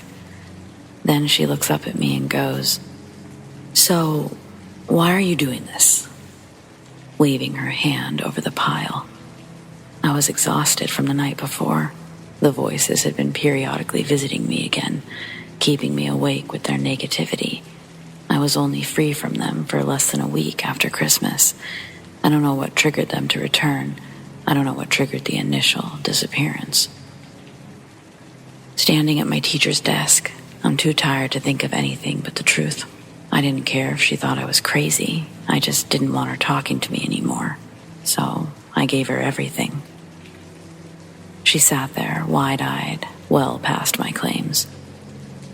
I was allowed to sleep in the nurse's office while my teacher called my parents, the counselor, and the nurse for an impromptu meeting, momentarily awoken by my dad carrying me from the nurse's office to the car. I slept the rest of that day. The next morning, I was told not to take my medication, and we waited to see if the voices or blackouts would continue. A year with no occurrences passes before my parents decided to try to put me on another medication. This time, one of the trusted brands that rhymes with scatterball. The bouts of hysteria, the blackouts, voices, they never came back. But neither did the blank pockets of time, pages torn from a chapter of my life, replaced by a handwritten memoir by the ones around me. My mom had bought a bunch of those disposable cameras for Christmas that year, taking all kinds of photos. We had the film developed at a kiosk in the mall. When we got back in the car, I sat in the back seat poring through the pictures the whole ride home. Images of my vessel posed and smiling, but without my knowledge. Candid photos of open-mouthed conversations I wasn't a part of. To this day, it still makes my stomach turn when I look through that family photo album and come across those Christmas photos. Though I still look at it from time to time. I guess just waiting for a memory to reinsert itself in my brain. So far, no such luck.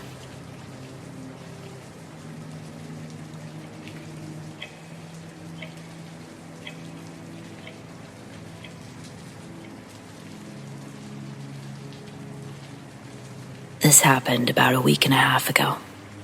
My children and I were at my parents' house, playing in the front yard. The sun had just gone down, so the street lights in the neighborhood came on. My 2-year-old thought that they were Christmas lights, so he took me by the hand and he led me down the sidewalk to look for Santa.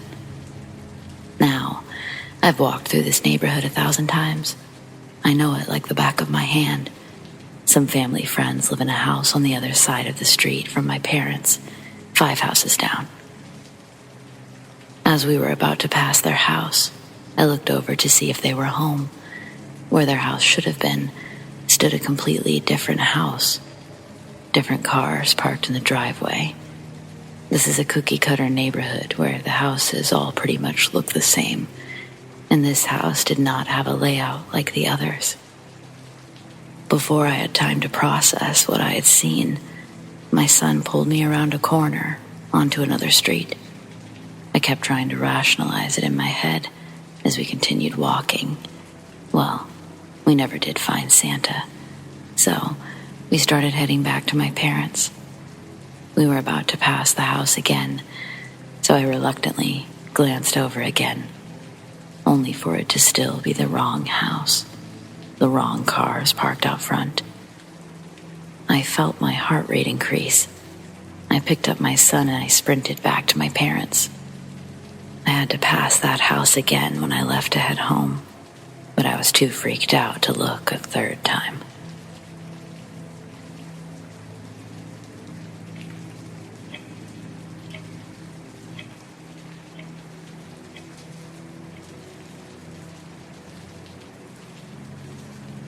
One Christmas a while ago, a year after the death of my grandfather, my aunt and I were having a bad time coping with the first Christmas without grandfather there.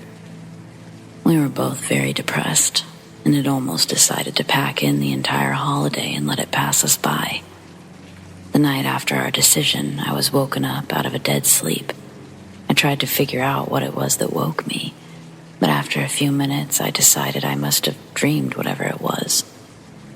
I settled in to try to get back to sleep. Just then, I smelled something I hadn't smelled in a long time. It was the smell of my grandmother's perfume. She'd died many years previously. The house we were living in, my grandmother had never been in, nor was there anything in that house to explain the smell of her perfume, which was so strong, it was like she was really there. After I smelled it, I was flooded with an overwhelming feeling of well-being, as if everything was going to be okay. I hunted around for the scent, but it faded as suddenly as it had appeared. Not being able to sleep, I went downstairs and I found my aunt doing the same thing. She had had the same experience that I had. My grandmother had always been a stickler for the holidays.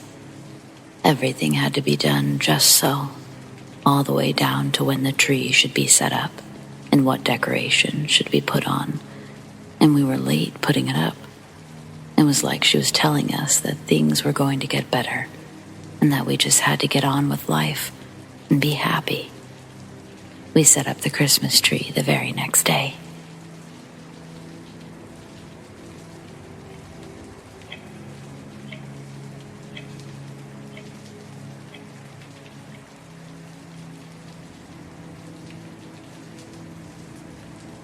No one would ever believe me, but I wanted to share this story because I talked about it yesterday for the first time. Sorry for any typos. English is not my native language. I live in Northern Europe. My country is cold and covered by large forests and several lakes. My family consists of my mother, father, and an older brother who's 3 years older than me. He's really important to the story. It's also important to know that my parents' house, it's in the middle of nowhere, just forest around it. There aren't even proper roads or any streetlights. The nearest neighbor lives really far away. In my country, winter comes early and lasts longer than summer, so the days are dark almost all year round. My father is a fireman, and my mother is a nurse, so they've always been on the night shifts. They had left me and my brother home alone since we were toddlers. I don't know if it's even legal to leave us alone, but my brother has always been really good at taking care of me. This particular evening was close to Christmas. Both of us were on winter break, but my brother still went to ice hockey practice. He was really tired that night after practice. Father and mother had gone to work at night and left us alone. I was 8 at the time. My brother was 11. We often slept next to each other downstairs in our parents' bed, but I decided to be a big girl that night and sleep in my own bed upstairs. I really just wanted to play my Nintendo, and I knew my brother wouldn't let me.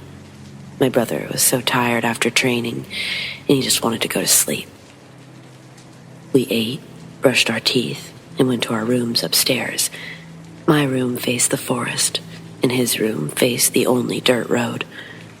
There's a hall and a toilet between our rooms. My brother must have fallen asleep right away, but I played and played. I played for so long that I lost track of time. I was under my covers in case my brother came to scold me. I started to hear something outside. However, I didn't pay much attention to it at first. I've lived all of my life in the middle of the forest. You can hear voices from here all the time. The small noises, changes in sound. Someone started shouting, almost screaming. It sounded like a grown man who was wounded. I lifted my head from under the covers, startled, and I listened for a moment. I called out my brother's name, but he didn't answer. I got up from my bed and I ran to my brother's room. He slept soundly. I started rocking him awake. At the same time, I saw from his alarm clock that it was 2 a.m. My brother woke up confused. "Did you hear that?" I asked in a whisper. My brother's eyes widened and all sleep vanished from his eyes. He sprang up. He didn't say anything. He walked towards my room. The shouting came from somewhere in the forest. We stood there together in my room and stared out into the darkness. "I think someone needs help," I said quietly. But my brother's expression didn't change. His face was like stone. No one needs the help of 2 kids. Besides, if he needed help, he would be screaming, "Help." And then he turned around. He was right. I heard no words, just screaming. My brother walked downstairs and I ran after him. Our house has 3 doors. He tried each of them to make sure they were locked. He took our father's headlamp because it was the strongest light. Then he picked up the house phone. This was 2010, so not all kids had their own phones. He made sure all the lights were off and took my hand. He started to lead us back upstairs. Then he stopped. The shouting had changed. It no longer sounded scared or needy for help. It sounded irritated, almost angry, like it was annoyed that we didn't come out looking for it. My brother squeezed my hand and pulled me upstairs. He stared at my room for a moment before he pulled me into his room with him. He closed the door, sat behind his bed, pulling me into his arms. It was dark everywhere. My brother hadn't turned on the headlamp, but he had 112 ready on the phone. We sat there in silence. The sound had come closer until it was clearly behind the window of my room. We heard someone banging on the window. I started to sob. My brother stroked my head to calm me down, but it didn't help. I was so scared. The sound seemed to be coming closer and closer. It had climbed the fire escape under my window and was now traveling along the rain gutters towards my brother's window. Then it became quiet. It stopped screaming, but we could hear it clinging to the rain gutters to get closer to us. Then it was too quiet. My brother turned on the headlamp and pointed the light towards the window. Nothing. He turned off the light and waited a moment. Then he pointed the light at the window again. Nothing. Turned it off and waited. Pointed the light at the window again. Nothing. He turned it off. This time, there was a big crash, as if a pile of snow had dropped from the roof down to the terrace. My brother flashed the light in the window, and there was something on it. It was the kind of trace that's left when you breathe too close to the glass in cold weather. There was a trace of mist, condensation. My brother immediately turned off the light. Whatever it was, it had fallen down because my brother's window has nothing to hold on to. We started hearing moaning. It sounded only partially human anymore. It sounded more like a bear. If you've ever heard the sound a bear makes when it's been shot, that's what it sounded like. But it had a touch of man. Then the voice became angry again. It threw a full tantrum, started hitting the wall of the house. I squeezed my eyes shut, pressed my head against my brother's shirt. It raged for a while, but it started to whine and moan again. It no longer sounded human at all. I can't describe what it was like, but it didn't sound natural. My brother dropped the headlamp on the floor, hugged me tightly. We listened to the sound for quite a long time. I don't remember at what point I fell asleep, but I woke up in the morning, the beautiful morning sun reflected against the white snow. I was laying on my brother's bed, and he was sitting next to me reading comics. He smiled. Had I been dreaming? I didn't have time to say anything when we heard the lock on the front door open. It was 9 o'clock. Dad had come home.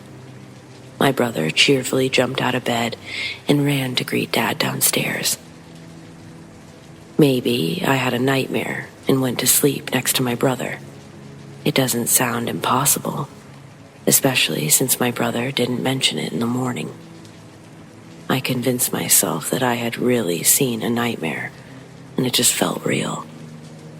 I believed so for many, many years. However, that changed. My brother came to visit me yesterday. Nowadays, I live in the capital of my country, far from my mother and father, because I go to university. My brother broke up with his long-term girlfriend, and I promised that he could bunk in my place as long as he needed. We had a lot of fun, just like old times. We drank some wine, we watched movies, and we just talked about everything.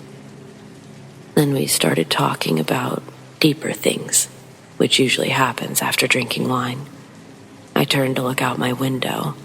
Winter was coming, and it was already dark. It brought back childhood memories.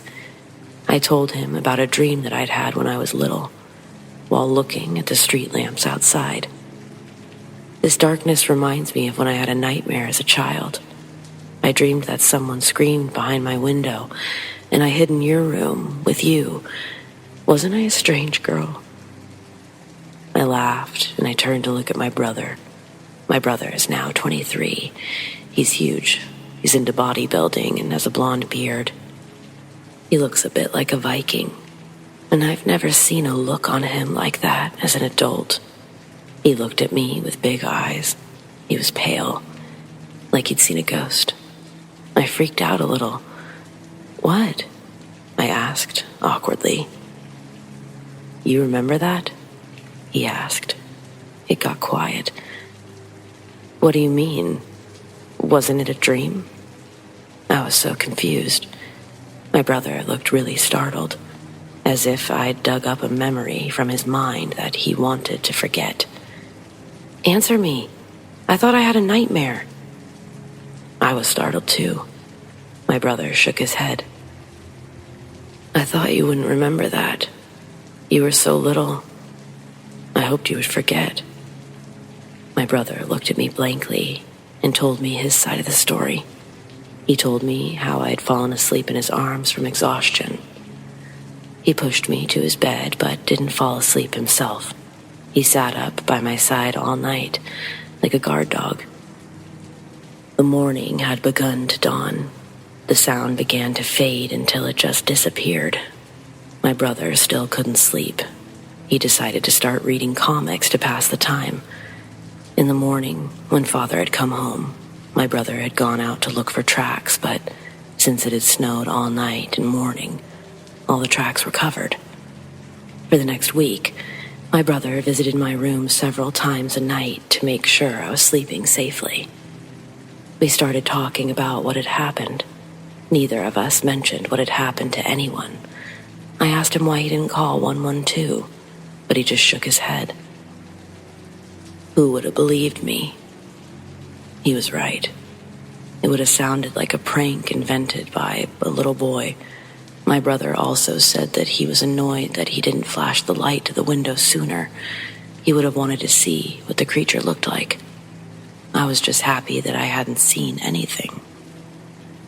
I'm also happy to know that I'm not crazy. It wasn't a dream. I have a witness. My brother experienced it too, and he remembers it better than I do. No one else has to believe me.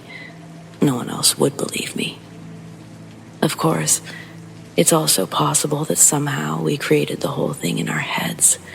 We have no physical evidence of what happened, and it happened years ago. It's very possible that we were just kids with an overactive imagination. I'm certainly not denying that possibility anyway. However, I'm interested to know, has anyone else experienced something similar? And if you have, did you see it? The creature? And if you did, what did it look like?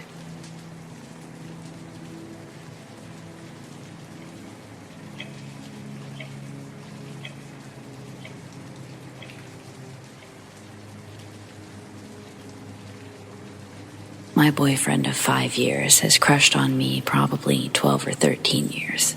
He was 2 grades below me, and he was a bad boy. While I was popular and was in honors classes, college-level courses. So I wasn't really aware he existed until I met him at my dad's business about 7 years ago. He apparently talked about me being his dream girl and was teased about that a lot, saying that it would never happen, which is why I mention this. In 2009, before we were together, my boyfriend and his best friend, Josh, were getting into pills. Josh's grandfather was an amputee and was unable to properly attend or understand hiding medication, thus leaving large amounts of methadone, Klonopin, hydrocodone, and such just lying around. This was before the opioid crisis that had affected my generation deeply in the last 15 years. 2 days before Christmas 2009, Josh overdosed in the bedroom that my boyfriend is currently staying in. It's a long story, but we moved back to our respective families because we were laid off during the pandemic. We'd had a bad car wreck, losing our extra car, etc. The room has never felt spooky, never anything strange about it. But I've had a few pranks pulled on me that we believe Josh does to basically congratulate my boyfriend on being with the woman he waited for. I've woken up to sticky notes completely covering my body, my drinks poured on the floor, and random objects moved right where I exit the bed so that I step on them first thing in the morning. I swear I've heard giggling. Each time I've angrily asked my boyfriend if he was messing with me, and I'm aware when he's lying. He always says no. We like to think that this is Josh playing a practical joke. Sometimes he was known for that. But these are nothing compared to what Josh did for me in 2017. It wasn't a prank. It saved my life. 4 years ago, I went into anaphylactic shock. I lost all ability to speak or move my lower body. I was upstairs with a curved, steep staircase separating me from my phone. I remember crawling to the stairs, knowing that it could be fatal if I smashed into the wall that the stairs led to. Before the turn with the very large, steep steps, I knew I was extremely oxygen deprived, but I immediately saw Josh. They ascend the stairs and carry me to the living room couch with my nebulizer and cell phone. I called 911, but I had no voice. My friends were gone, except Josh. He told me that he was going to wake my boyfriend from the hammock in the backyard, and suddenly my boyfriend dreamed of his friend saying that I was in trouble. My boyfriend came running into the house, and at this point, I was dying. I no longer could use any part of my body, and no air came into my lungs when I inhaled. I remember thinking of my daughter and praying that her father would navigate my loss to her and keep memories of me alive. He actually died in a freak accident 8 months ago, so now I'm fulfilling that for him, but I digress. I struggled to remain conscious, but I was fading. My boyfriend saw the 911 operator on the phone and my sweaty blue body. He told them he didn't think I was breathing, and by some absolute miracle, there was an ambulance passing my neighborhood. The hospital and dispatch were 30 minutes away. This coincidence, plus my boyfriend's sudden premonition that I was hurt, saved my life. Josh and those EMTs saved my life. I remember the EMT asking my boyfriend if I had overdosed. I hadn't. And I thought of how Josh had died. I was blabbering on about dead people saving me after a large amount of epinephrine, so no wonder they thought I was high. The doctors and EMT were baffled at how I managed to get down those stairs, or even stay alive long enough to get help. I had one bruise on my leg that was tiny. That was it. And the worst headache I've ever had. Turns out, I'm allergic to the latex and spray paint. I just told them I slid down the stairs, but it's not how I remember it.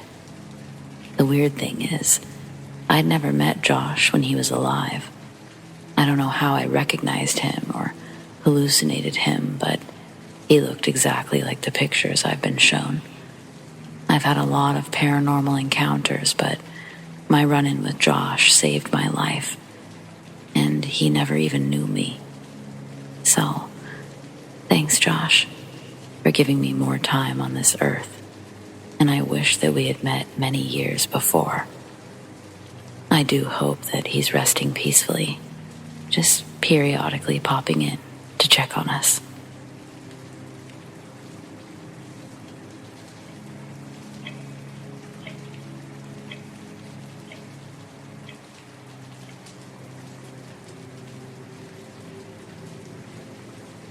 December 23rd, 2000.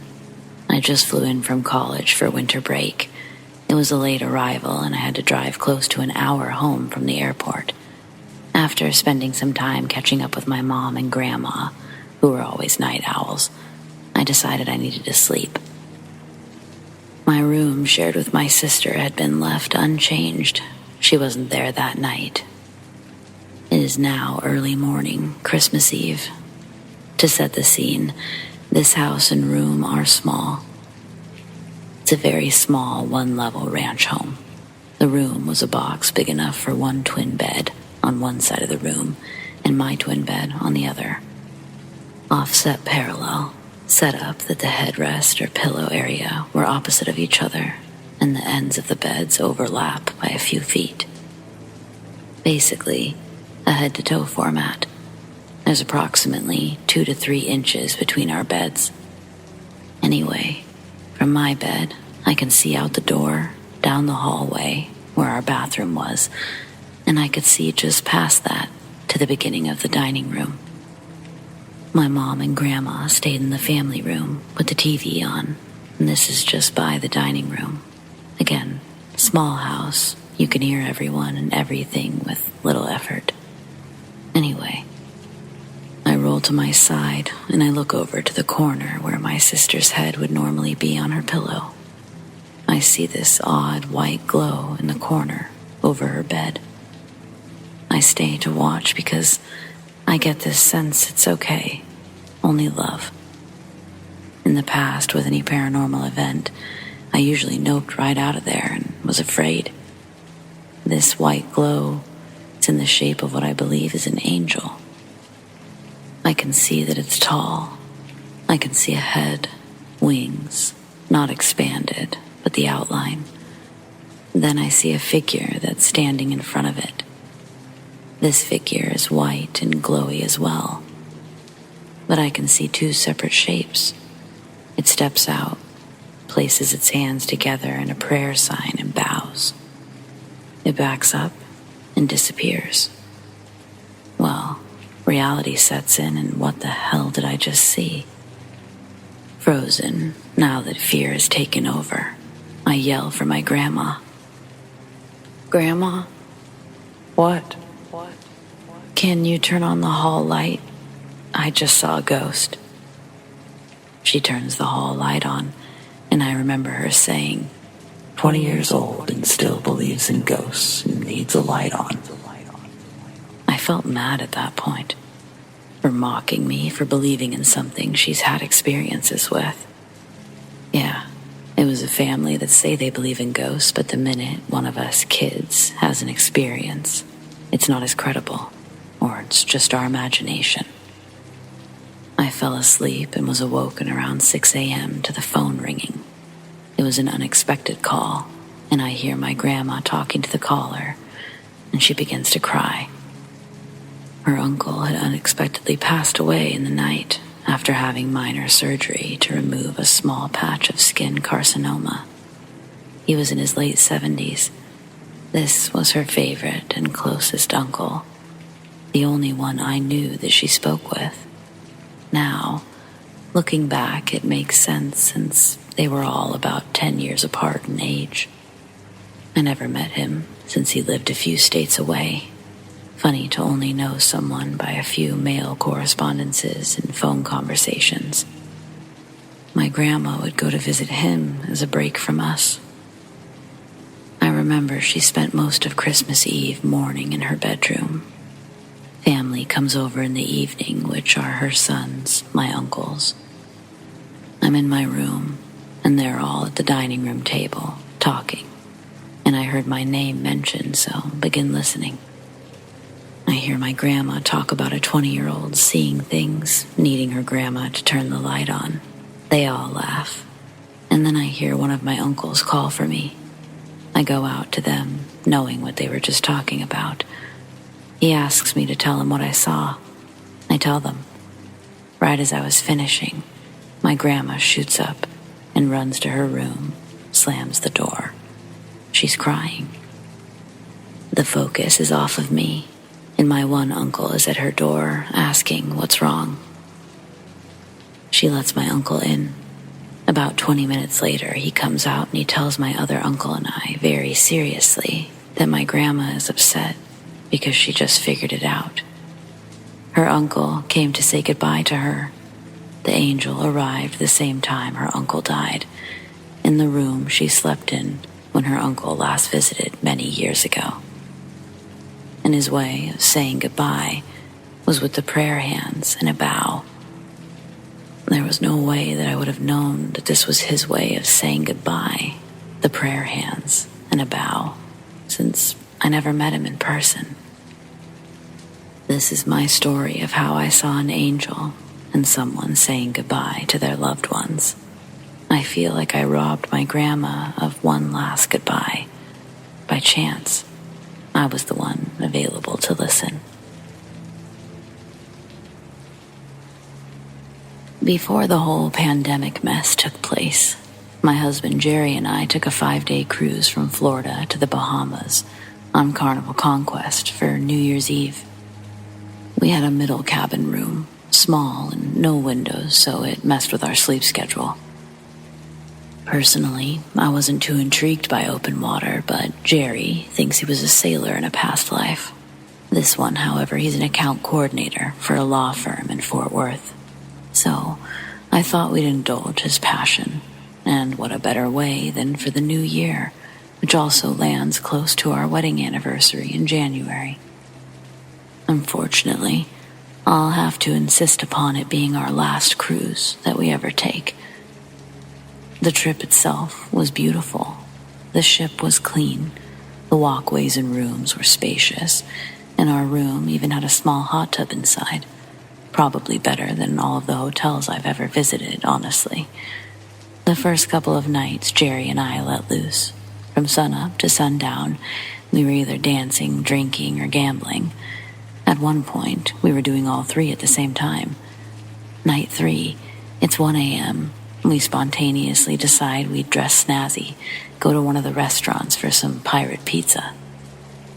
Jerry's still a little schlitzed from the day drinking, and midway through our meal, he jokingly demands to go out on the deck and smoke a cigar.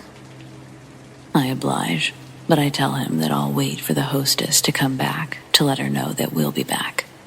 It's 2 minutes from Jerry leaving the table and me reconnecting with him on the deck when I find him talking to a crew member of the ship. Jerry asks if I've got any cash on me because this kid can sell us an eighth. Apparently his operation is relatively lucrative on this boat. If you're ever on an East Coast cruise liner and you meet a man named Xander working on deck, ask about the deals. Xander takes us down to the lowest part of the ship. That's where the crew sleeps and congregates on their off time.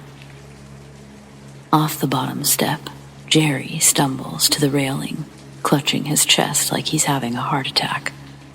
Xander runs for the emergency phone to call for medical assistance, then hangs up and starts running up and down the hallways looking for help. This leaves me to absolutely lose my mind as my husband slumps further to the floor, balancing on one knee before tumbling into the mixed-matched patterns of the lower deck carpet. I roll him on his back and I begin CPR until the doctors arrive. By then, I was sure Jerry had passed. He was unresponsive through my resuscitation efforts, and he remained that way when the doctors threw him on a gurney. The gurney was welded to the back of this golf cart-looking thing. The vehicle wasn't large enough to fit us all, so they left me on the first floor deck. I was in shock. It all happened so fast. I didn't know whether to stay there or wait for someone to come get me, or if I should chase after the miniature ambulance that was speeding away. We'd left our phones in our room, but thankfully, I'd recently gotten Jerry's pocket watch fixed. It was going to be a surprise anniversary gift for him. I pulled it out of my purse, and I used it to get some sort of durational sense. It was a little after 3. Moments later, I heard another golf cart zipping down the small corridors towards me. It was another worker from the ship coming to get me. Using multiple sets of ramps, we drive to the 3rd floor where the medical team is working on my husband. Jerry was laid out on a cot with an advanced cardiac life support machine. We'd find out that he didn't suffer from a heart attack. He was electrocuted. Faulty wiring in the wall had fallen and come to rest on the inside portion of the railing that Jerry grabbed. It could have been anybody that night. Jerry was simply the lucky one to discover it when he placed his hand on the railing. Eventually, Jerry becomes conscious again. When his eyes open back up, the first thing he says is, "Do you have my pocket watch?" I say, "Yes." I hand it over to him while explaining my original plan. And then I was like, "Wait, how did you know I had it?" He smiled. I was sort of pissed he'd ruined his surprise. Again, he does that. But really, I was just happy that he was alive.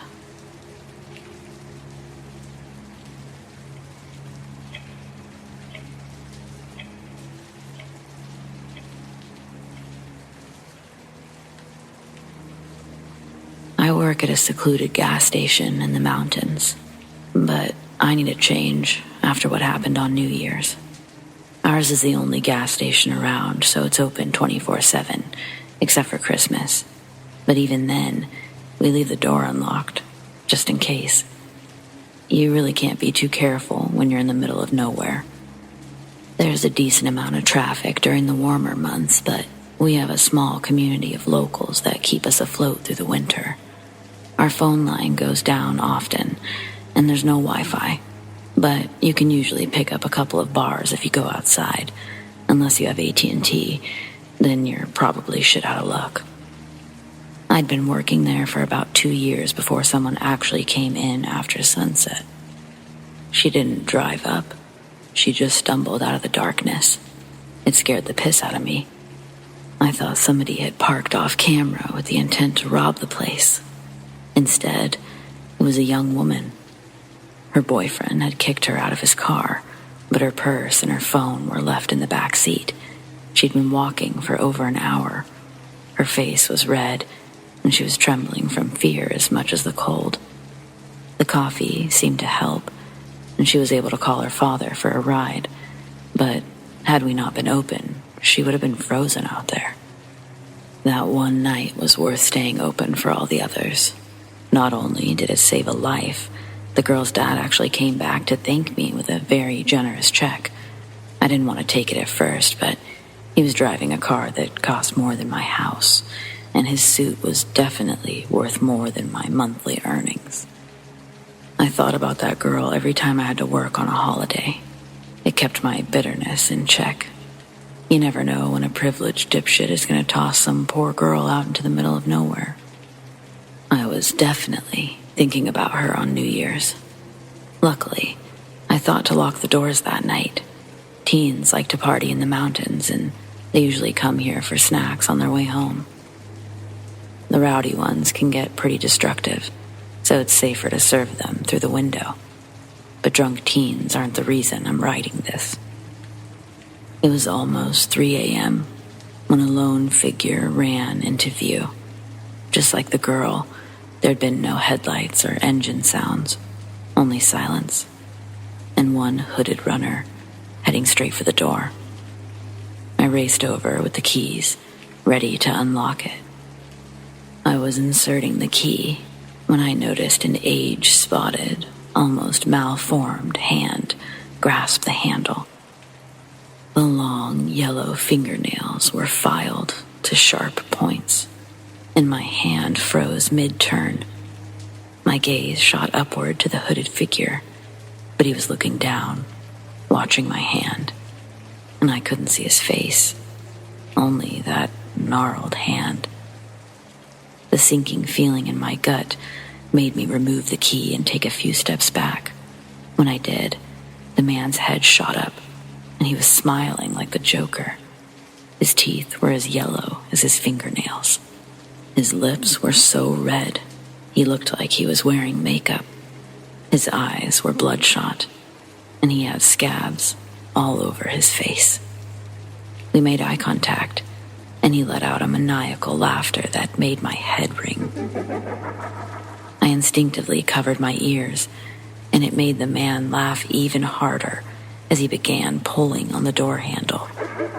When it wouldn't open, he knocked on the glass, and each strike left a dark, wet stain that I couldn't distinguish between mud or blood.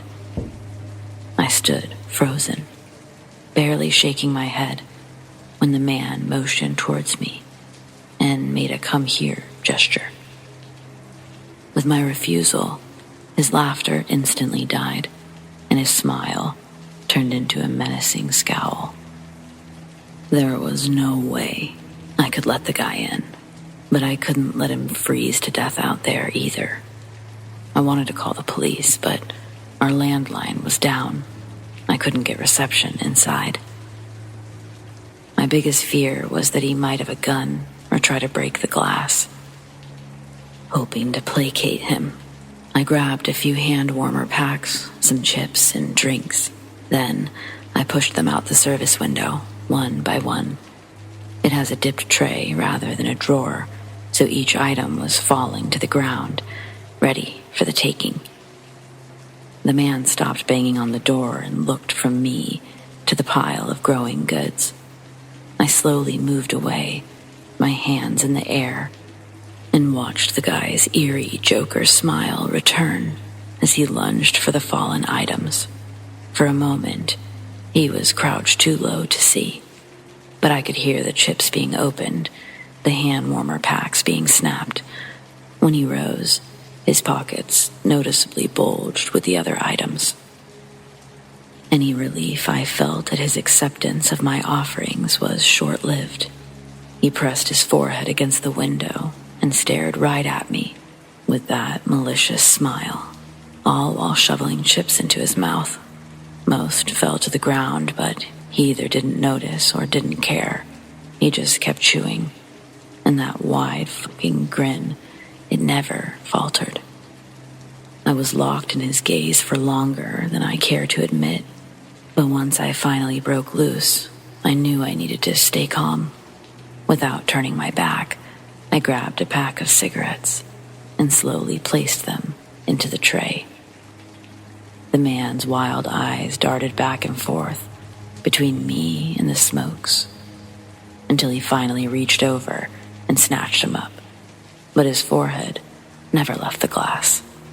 His laughter stopped and started over again, like he was restarting a song. It started as a low giggle and steadily rose into an ear-splitting cackle. He had to be on something, a bad batch of something. People just don't behave that way. I stole occasional glances at my phone just to confirm that there was still no service. I didn't know what to do. Aside from handing over merchandise, I wasn't going to give him alcohol, but if free stuff kept him from breaking the glass, yeah, I was prepared to do this all night. The guy stayed like that, face pressed into the glass, laughing like a maniac for almost an hour, before his hands suddenly shot into his bulging pockets and began rummaging around. I feared he had a gun after all, and I almost dove behind the counter, but he only pulled out a Sharpie. He removed the cap with his teeth, began writing on the window in huge childlike letters. First an S, then an M, I, L, and finally an E. Smile. When finished, he nodded his head towards the word and then at me. Totally confused, I did the only thing that I could. I smiled. The moment I did, the man stopped laughing, stepped away from the window, and walked back into the night. I wanted to call the police, but I was still too frightened to go outside. I worried the man would be lurking, just out of view, waiting for his chance to pounce. But I never saw him again. I did warn my boss and coworkers. None of them had ever seen anyone like this guy. We don't know where he could have come from or where he went, but he must have some kind of shelter to survive out there. I guess something about New Year's just brings out the crazies. That's why I won't be taking next year's night shift. I'll quit first. That's a promise. You truly never know what people are capable of.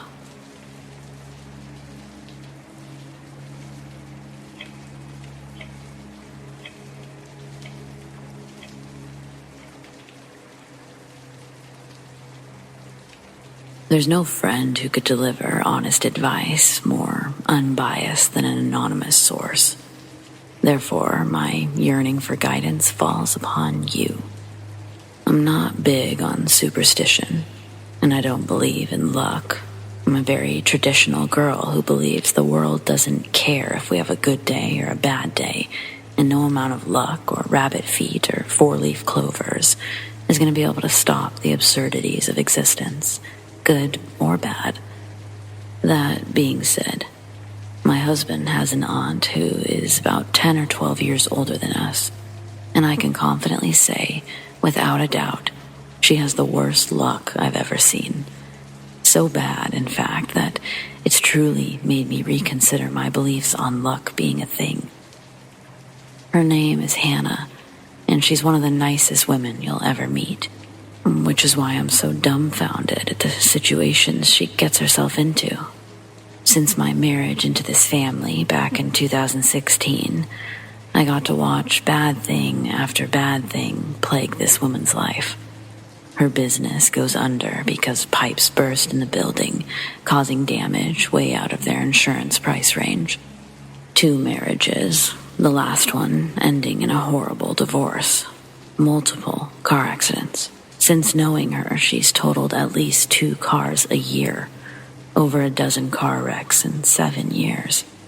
One of which I was riding shotgun with her when some guy ran a stop sign, taking off the front of her car.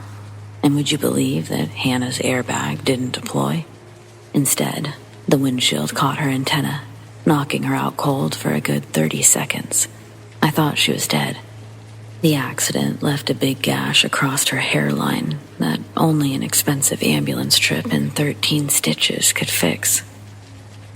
Watching all of this misfortune has given me a lot of anxiety to hang out with her over the years. I don't know if I'm just tired of seeing her lose all the time, or if I'm afraid to be affected by her tornado. Last New Year's Eve, Hannah wanted to take us to a bar near her place. My husband and I don't have any plans, so we thought, why not? We meet her at a little tavern called Pop Tops. Our plan was to watch the ball drop from there, but it's packed, so we decide to have a drink, but eventually we head to another bar before midnight. Before we leave, Hannah wants to take a girl's picture with me and tells my husband to take it. Her and I get really close together and smile. He takes a couple of pictures with his phone. Then behind me, I hear, "Did you just take a picture of me?" From my husband's expression looking past us, I can tell that he thinks it's a joke, so he gives a fake chuckle and then looks back down at us. Hannah and I get back in our picture pose, but again, the same loud voice starts shouting from behind us. We turn around and there's a very large, very drunk man pointing across the tables at my husband, yelling obscenities. My husband yells back, "Dude, I'm not taking pictures of you." The angry man pushes past us and gets in my husband's face, screaming that he's a Marine and he's just got back from Afghanistan. Then, in a crowded bar, this guy pulls out one of the biggest knives I've ever seen, and he pushes it against my husband's neck, backing him against the wall. Hannah yells something like, "Stand down, soldier," and then runs up to them. Marine looks at her and Hannah starts talking him down. She tells him her late husband was a military man. He committed suicide when he got back from overseas. The Marine puts his knife down and releases my husband from against the wall. Then, Hannah and the Marine walk to another part of the bar and start talking. From across the room, I watch as Hannah cries, then the Marine. They hug, and the Marine ends up walking over, apologizing, and then offering to buy my husband a drink. It's getting close to midnight, and we decide that we're going to hit another bar, so we leave. The Marine decides that he's going to head out too.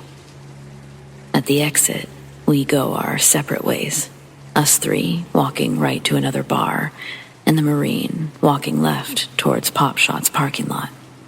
Moments later, we hear a loud motorcycle rev up, heading in our direction.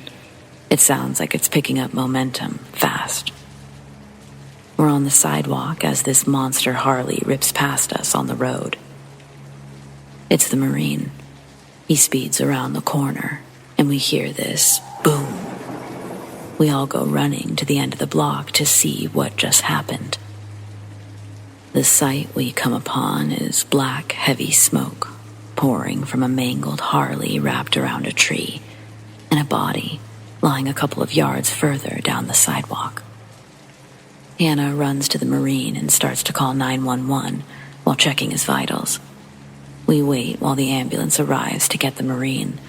From a distant balcony, we can hear people counting down and cheering.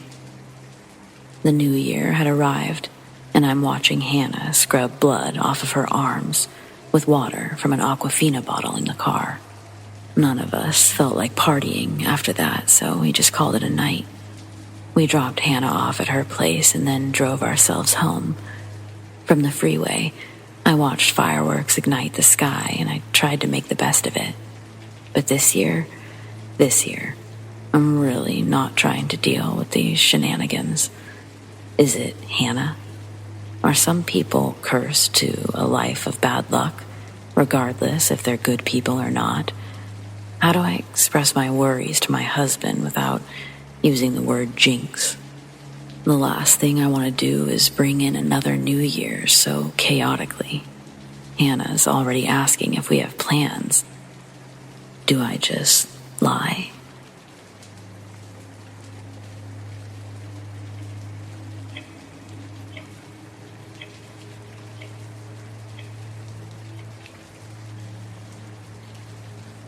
This year, I decided to get a fake tree. Normally, I get no tree, but I just bought a condo and it felt like it was right this year. I got a great deal on a 6-foot-tall one at Home Depot. It's lovely, looks great with the vaulted ceilings. Well, I set this thing up almost 2 months ago, and on Christmas, I noticed that it was not the same tree. I can't really wrap my head around what's happened, but the result is that the lights on the tree were different, and somehow the tree was taller. So this tree, it's one of those pre-decorated ones. Lights, ornaments, the whole thing. This particular one had white lights, blue, silver, and gold ornaments. Lovely. I didn't buy any personalized ornaments as it's technically my first year with a tree. But I do remember the ornaments and lights that it came with for the same reason. The only thing I added was a star to the top, clear silver and gold. But on Christmas, I noticed the lights are blue. I think maybe it's a setting, so I check the plug. I check the box. Nothing to indicate that there should be blue lights on this tree. Furthermore, the ornaments. These ornaments are almost identical, but upon closer inspection, it's clear that they're only silver and blue, no gold. I check the star, the one that I bought to match the tree. It's the same as it was, still including gold in its coloring, but it's clearly sitting up higher than before. This whole thing drives me insane for the longest time, mainly the lights. I'm Googling the tree based on the box, finding absolutely nothing about blue lights or anything. Eventually, as I continue to follow this rabbit hole, I see something that mentions a metallic sticker, one that should be attached to the tree itself, somewhere close to the inside towards the bottom. This sticker has a serial number. I climb under the tree, and I'm already feeling so strange about even touching this tree, but I find the sticker and I search the number. The tree exists, but it's not the tree I bought. From what I can tell online, it wasn't even sold this year. Fast forward to last night. On my way home from work, I decided to take the tree down. I don't want to look at it anymore. I'm going to see about getting my money back.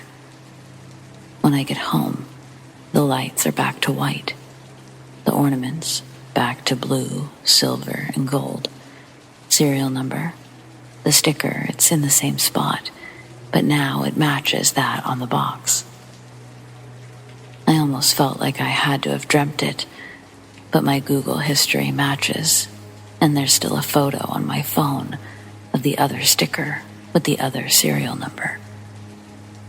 So, I have no idea what the fuck happened, but I'm going back to no Christmas trees.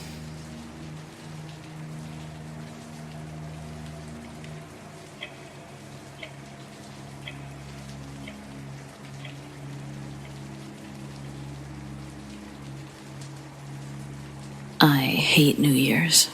Actually, I hate most holidays, but New Year's is the worst. Somehow, my dates always end up kissing someone else at midnight, even the ones I was actually in a relationship with. Last year was my last straw. I'd been dating the same girl for almost 10 months, and for some weird reason I still can't identify, I believed her when she said she loved me. I also believed her when she said she didn't love her husband anymore. They were separated. I know, I'm an idiot. That's fine. I deserve it. If they were separated, they reconciled on New Year's. But that's not the point. The point, my friends, is that I'm done with it. Some people just aren't meant to find love, and that's okay. I decided this would be the year that I changed the pattern and reclaimed New Year's. I skipped everything, even Christmas. I didn't go to any parties. I didn't watch the ball drop in Times Square. I just sat on the couch with enough liquor to make the pain my bitch, and apparently to hallucinate. I turned my phone off to avoid temptation, put on a Hellraiser marathon, and let the whiskey do its job. Also, it's important to know I live in the middle of nowhere. There's no neighbors, no streetlights, just me in the pitch-dark forest. In the 8 years I've lived here, I've never received a single unexpected guest. Until that night. Before the first movie ended, I was well past tipsy and on my way to completely drunk when someone suddenly knocked at the door. It was loud and rushed. I nearly jumped out of my skin. The couch sits on the same wall, and I felt the vibrations with my whole body. I only panicked for a moment before remembering my phone was off. It made sense that someone might come over if there was an emergency, and that thought pushed me into a different kind of panic. Expecting to see a familiar face, I opened the door mid-knock without bothering to ask who's there, but it was nobody. I stepped out onto the porch and everything was still and silent. It just wasn't possible. There's no way that someone could have ran that fast without making a sound. The porch is 20 years old. It groaned just from stepping outside. And I swear, it was mid-knock. There was just no time. I may have been half drunk, but I wasn't that out of it. Being out there was giving me the creeps, so I hurried back inside, made sure everything was locked. I stopped drinking and made a pot of coffee, too. By the time I'd settled down with my first cup, I was almost convinced I imagined the knocking after all. Maybe I'd been drifting off. That's when it happened again. This time, I remained in my seat, sipping and waiting. The knocking continued, slightly louder with each round. I know I wasn't imagining it. I turned my phone on as I quietly approached the door, but there were no missed calls or messages, and it was 11. So who would be out here? My heart dropped into my stomach as I recalled countless hours of true crime podcasts and realized the only possible explanations were of the nefarious variety. Someone was messing with me. Someone who probably wanted me to wander beyond the safety of my doorway. But that wasn't happening. The coffee was helping, but the fear is what really sobered me up. I dialed 911 and left my finger on the call button before looking out the peephole. But it was pitch black out there. I thought I saw a shadow outline of someone tall, bulky, but it could have just as easily been my paranoid imagination. It was just too dark to be certain, and everything was happening so fast. No more than 20 or 30 seconds passed from the first knock to the last. It ended the very instant I reached over and flipped on the porch light. I never even looked away from the peephole. Everything just fell silent in the same second that I saw no one was there again. My door is centered on the porch. There's 12 feet on each side and 16 feet out. Even if someone could jump at the exact right moment, they would never make it before I saw them. I couldn't call the police and say nobody is pounding on my door, and I didn't want to call my family. They would have just thought I finally snapped. I'd probably still be in a psych ward. I didn't know what to do, so I went back to drinking my coffee. The more I sobered up, the more I wondered if maybe I had snapped. Maybe I should have called my dad. I stared at his number, trying to work up the courage to press call, when I noticed the no service symbol at the top. That was a fairly rare occurrence. It never lasted more than a couple of minutes. But even when I restarted the phone, there was still no service. It was 11:55 by then.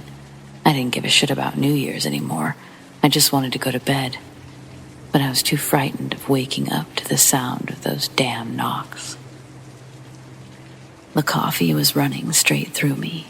I wanted to avoid going to the restroom because I knew the knocking would start back the moment I did. But I was wrong about which door.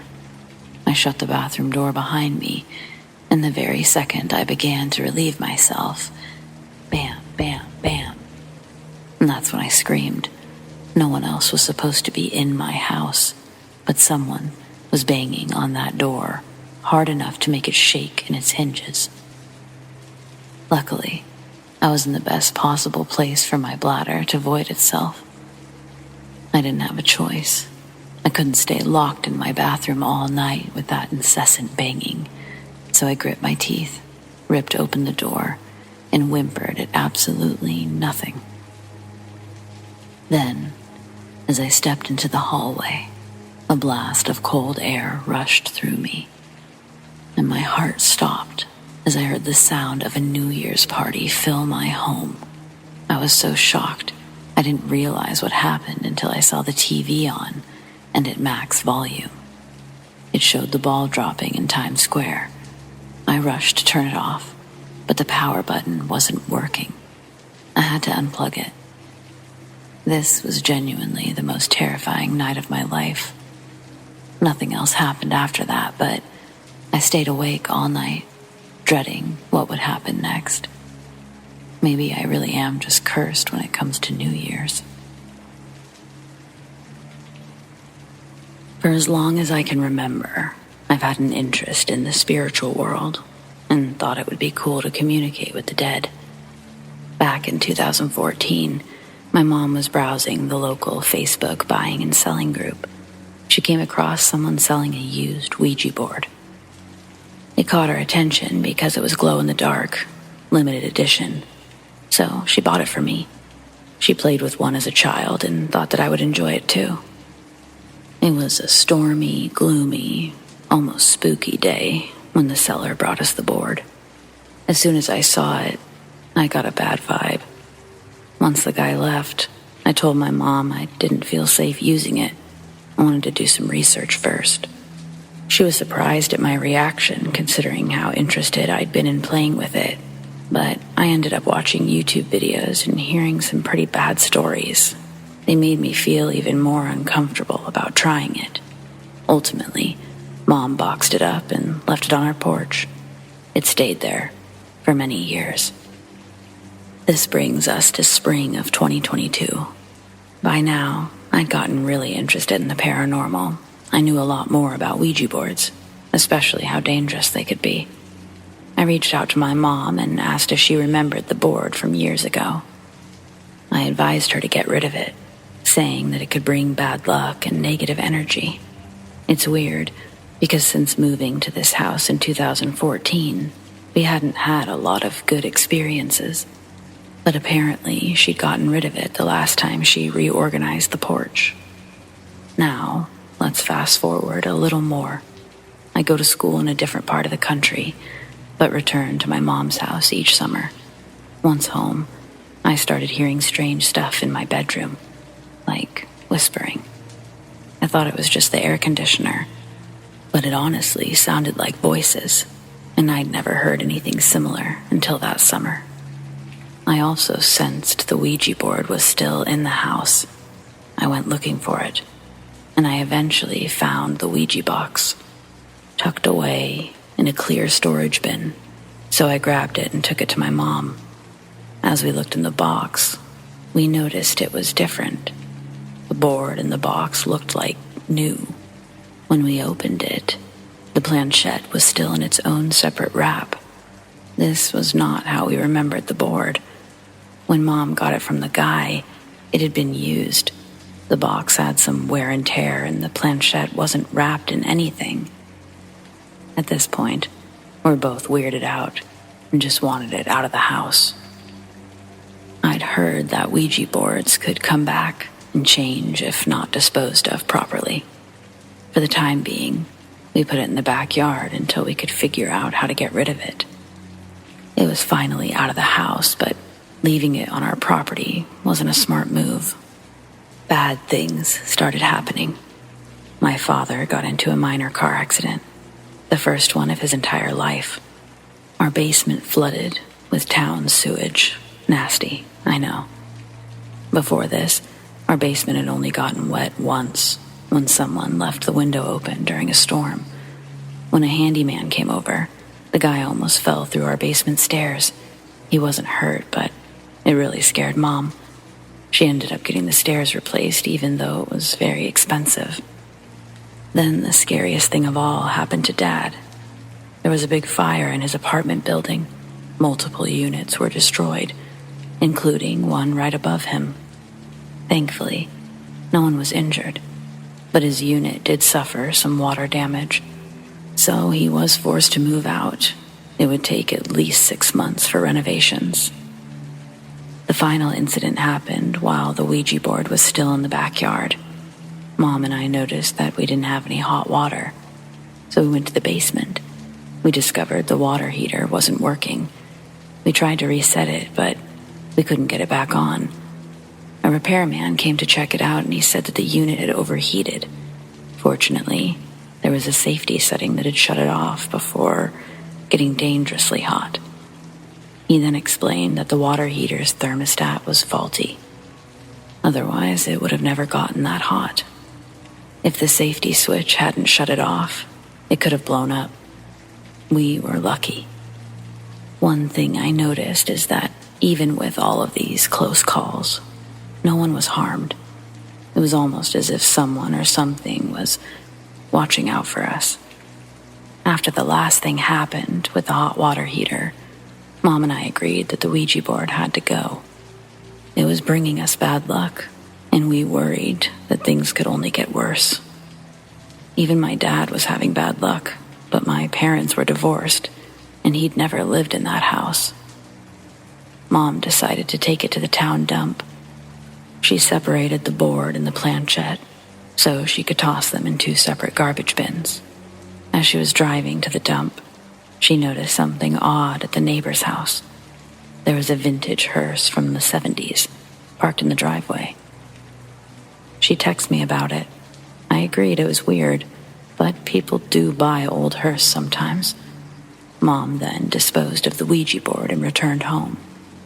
On her way back, she drove past the neighbor's house and noticed the hearse was gone. There was only a dumpster that had been sitting in the driveway. Mom had never seen a hearse in the neighbor's driveway before that day. She hasn't seen one since. It's also worth noting that the driveway was too short for both a hearse and a dumpster to be parked there at the same time. Later that week, Mom and I were at Barnes & Noble, decided to have a coffee at their Starbucks. Guess what we saw when we dropped off our serving tray? Tucked away near the milk and sugar was a Ouija board. I know they sell them at Barnes & Noble, and I guess someone could have just left it there, but it still freaked us out.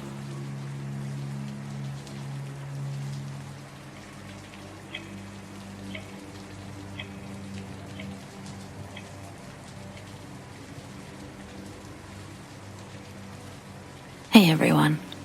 I have a ton of stories about the time I lived in Scotland with my friend Jane, and what I'm about to tell you is far more terrifying than ghosts. Jane and I used to go dancing at nightclubs near Buchanan, a popular area in Glasgow. We used to meet nice people there. They were usually drunk, but funny and harmless, all except for Kyle. Kyle kept staring at Jane with a really weird look, so I pretended to be her brother. It didn't discourage him, though. He started overtly hitting on her while waving around his glass of whiskey. It clearly bothered her to be approached like this. He showed no respect for her personal space. Jane tried laughing to lighten the mood, without success. I eventually broke off the conversation, but Kyle and his dumb friend followed us everywhere. Then he crossed the line by taking a secret picture of Jane. I didn't want to get kicked out of a place that we liked, so in a soft, no-pressure way, I kindly asked him to stop. and he actually seemed okay. While we were dancing with Jane, Kyle made the gesture of moving his fingers across his throat, and she totally lost it. Once she told me, we immediately ran away and we hid from Kyle, who also wasn't showing himself for the moment. When the club closed, Jane and I went to get fast food while waiting for the bus. She was feeling very uncomfortable after our experience. She actually survived an attempt on her life when an ex-boyfriend's brother tried to stab her. He'd already killed his mother and wanted to stab Jane's ex too. Now he's in a psychiatric hospital. Knowing that she was upset, I tried to change the subject and make her laugh, but Kyle and his friend suddenly appeared out of nowhere. Their shirts were stained with blood, and as they came closer, Kyle told us of fighting a guy in the street and bragged about always carrying a knife. After the trauma Jane experienced, she wasn't susceptible to this bad boy stuff, even if he was proud of it. I asked him to leave, and the situation grew tense. He clearly wanted to hit me. Bless the guard who kicked him out. When we returned to France over a year later, we thought this incident was finally behind us, but Kyle managed to find her on Tinder. I hope we never see that loser again.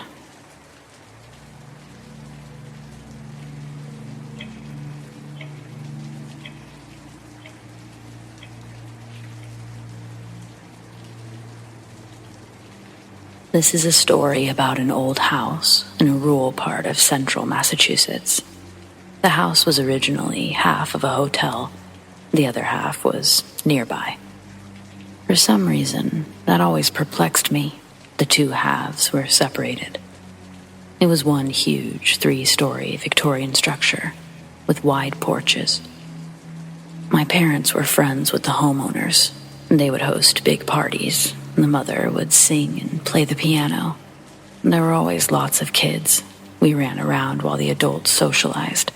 Of course, this was over 40 years ago, so my memories of the house are vague. I remember the house had more rooms than the family could ever use. On the 3rd floor were several hotel rooms, still largely unchanged since it was in operation. The owners openly talked about the house being haunted, and I was always fascinated by their stories.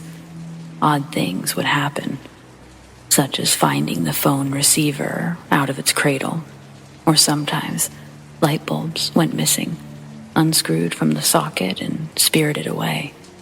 The incident that left the deepest impression supposedly happened to the mother.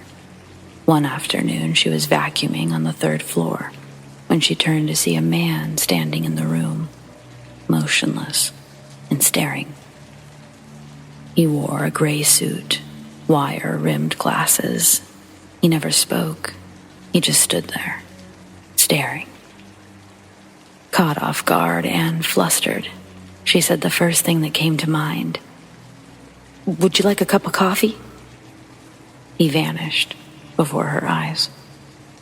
I never understood why someone would offer a cup of coffee to an apparition, but my mother explained it as being aware of a presence. She felt it was benevolent and wanted it to feel welcome. Sorry, there isn't more to share. I wonder if the house is still there today.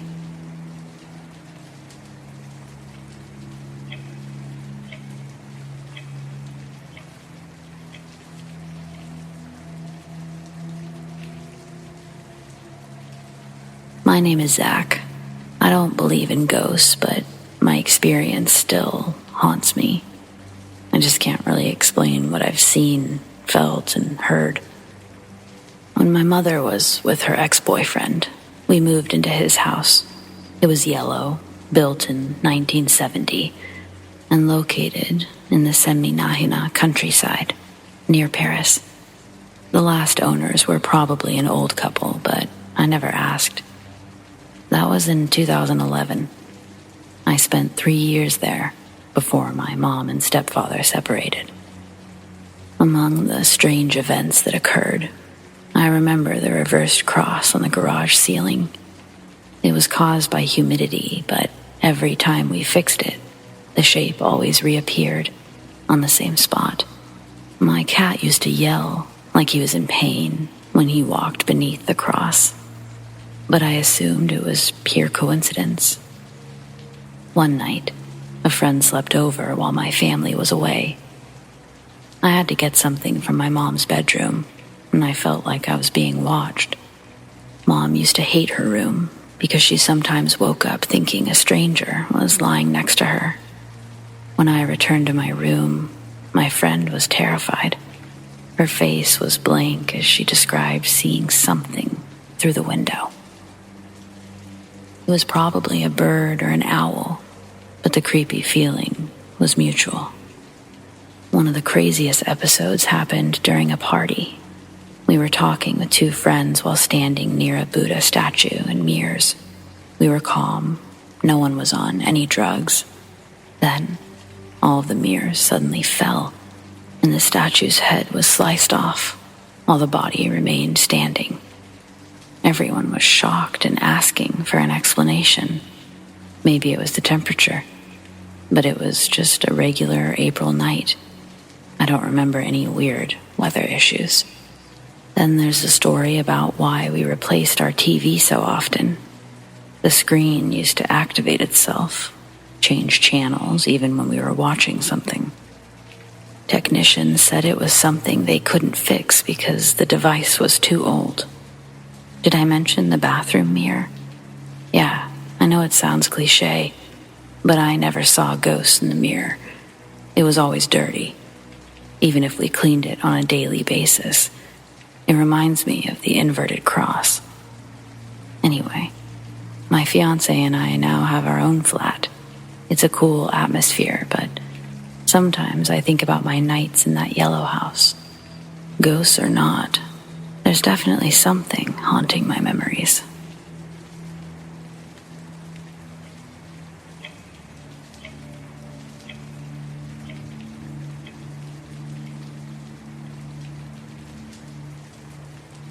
When I was younger, I spent half of the week living with my ex Christopher in central Paris, near Rue Carducci Park. It was easier to stay in the city since I studied at university from Monday to Friday. Christopher and I maintained a mutual friendship with his ex-girlfriend, Alice. I know, please don't judge me. Back in the day, the three of us slept in the same room and shared a powerful relationship together. It was almost like a love triangle, but anyway, my experience isn't about our personal story. Alice and Christopher are sensitive people who feel energies and spirits. I never judged them since I also experienced baffling situations, but hey, I wanted to stay pragmatic. I can't explain what happened on those nights when Christopher and I talked in our sleep. Alice listened and told us everything in the morning. It happened a few times, but I have no memory of the events. She was absolutely sure we were speaking in tongues. There's no doubt about that. The disturbing part is that we don't understand or read Latin. She even took notes when we realized some of the sentences were from the Bible, some of them related to Lazarus. While Christopher is a devout Catholic, I'm not a religious person at all. Of course, I've read and studied the Bible and other religious books, but I cannot tell you entire parts from my memory. Since Alice is sensitive to this invisible world, she felt it was something disturbing and unusual. I often laugh and talk while I'm fully asleep, but this Latin episode never happened again. There's always this stereotype about creepy legends in Latin, especially because religion is often used by the media to play with our deepest fears. Do you think it's possible for our minds to use forgotten data to do this seemingly impossible? Do you have any alternative theories? Could it be related to ghosts or other entities? Sometimes I think about this whole experience and I still can't figure out what happened. Thanks for your theories and possible explanations.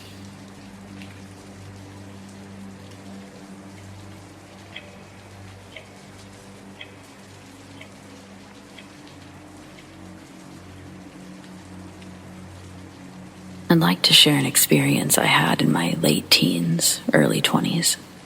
I'll try to keep it short, but it may be connected with previous experiences from my parents' first home.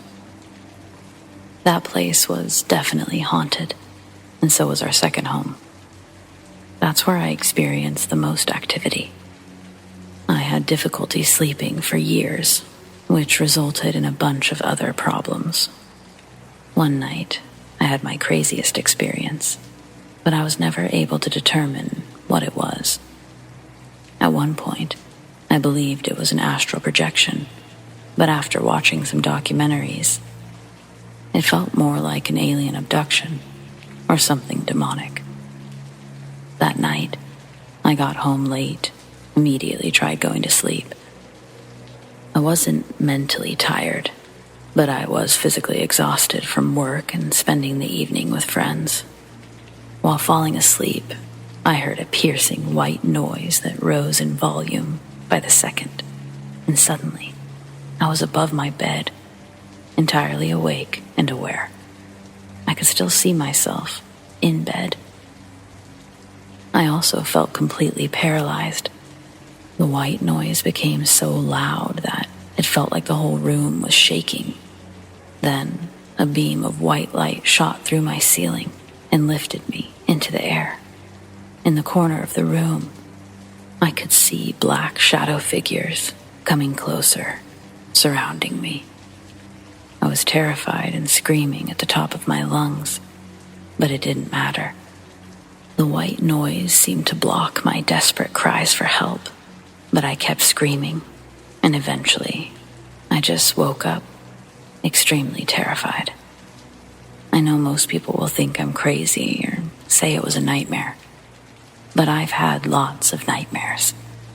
This was definitely not one of them.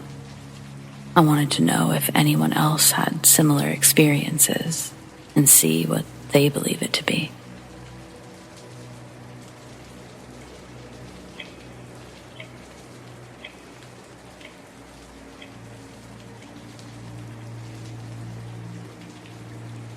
I've never had any experiences that I can definitively call paranormal, but this one shook me to the core. It happened a few months ago, but I remember it vividly. At roughly 1:30 a.m. on September 7th, I was alone in my room, and the only one still awake in the house. I was talking to my girlfriend. She and I sleep together on the phone every night, and everything was completely normal. The only light was the phone screen directly in front of me. My room is always pitch black with the lights off, so it wasn't scary. That's not what spooked me. As my girlfriend told me about her day at work, I heard a very low voice say something. It originated near my door, and it was almost a whisper. I couldn't understand the words, but I could tell it was speech. I asked my girlfriend to hold on and listened closely. At first, I thought it was my brother. His room is next to mine, but he was already asleep. He does the same routine before bed every night. He uses the restroom, turns off the hall light, closes his door, turns off his light. He'd finished his routine an hour before I heard someone speak, and the strange voice was too deep to be his anyway. My brother is 15. I know his pitch and what he sounds like through the walls. This wasn't him. I heard it as clearly as if it was standing in my room, right by the door. I tried using my flashlight to look without getting out of bed, but I didn't see anything. After looking around for a few minutes, I told my girlfriend we should go to sleep. The next morning, I woke up as usual, and nothing scary has happened since.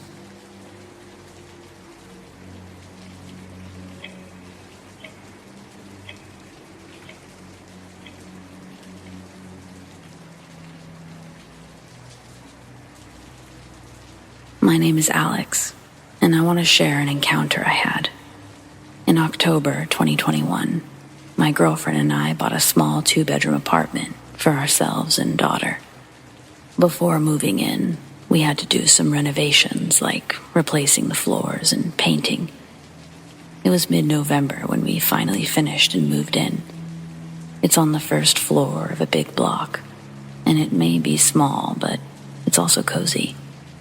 The front door enters into a small hallway. Directly across is my daughter's room. To the left are 3 doors: the master bedroom, the toilet, and the bathroom. Next to the front door is a small window with a mirror on the left, along with the living dining room and kitchen. Obviously, when you try to renovate in a rush timeline, not everything's going to be completely finished when you move in. The door to the living room or dining room wasn't done, so we removed it until we could paint it. We feel safer with our bedroom door open in case our daughter wakes up or has a bad dream. Since I sleep on the side of the bed nearest the door, I can see down the hallway and into that mirror. One night, I woke up around 2 a.m., and in the mirror, I saw the bathroom light was on. Since my girlfriend was still laying next to me, I thought one of us simply forgot to turn it off before bed, and thought no more of it. The following morning, I went to the toilet, and as I sat with the door slightly ajar, I looked into the mirror and saw something move in the bathroom.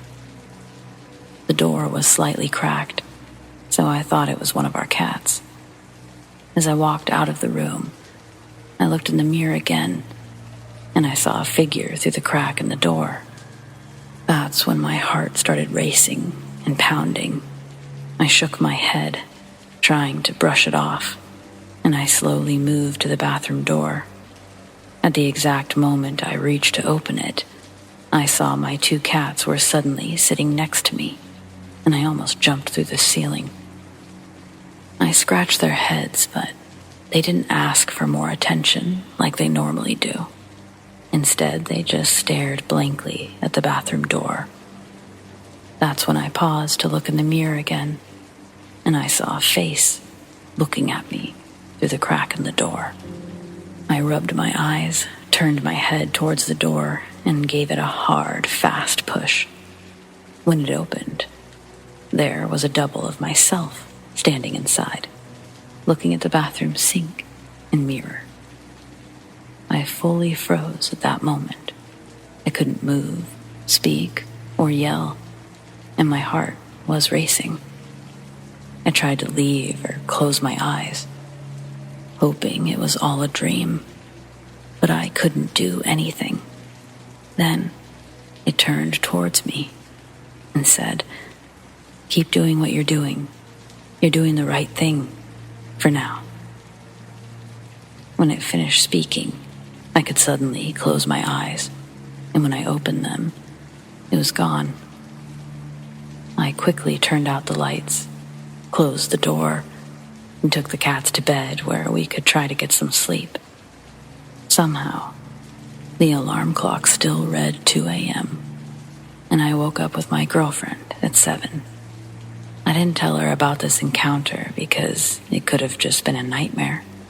In the past, I've visited a sleeping clinic because I dream a lot, and I always feel tired after waking up, even if I've slept for several hours. Anyways, we did our morning routine, and as we drove our little girl to school, I realized my experience wasn't a dream. I knew it really happened when my girlfriend asked if I left the bathroom light on again. I looked at her, my face pale, and just nodded. I didn't tell her anything because I don't want her to think I'm crazy. For the record, I didn't take any medication or drink any alcohol. But yeah, that was my first encounter. A few weeks later, I came home around 10:30 after working the late shift, and everyone was already asleep. As usual, my dinner was in the microwave, and I played some video games while watching YouTube.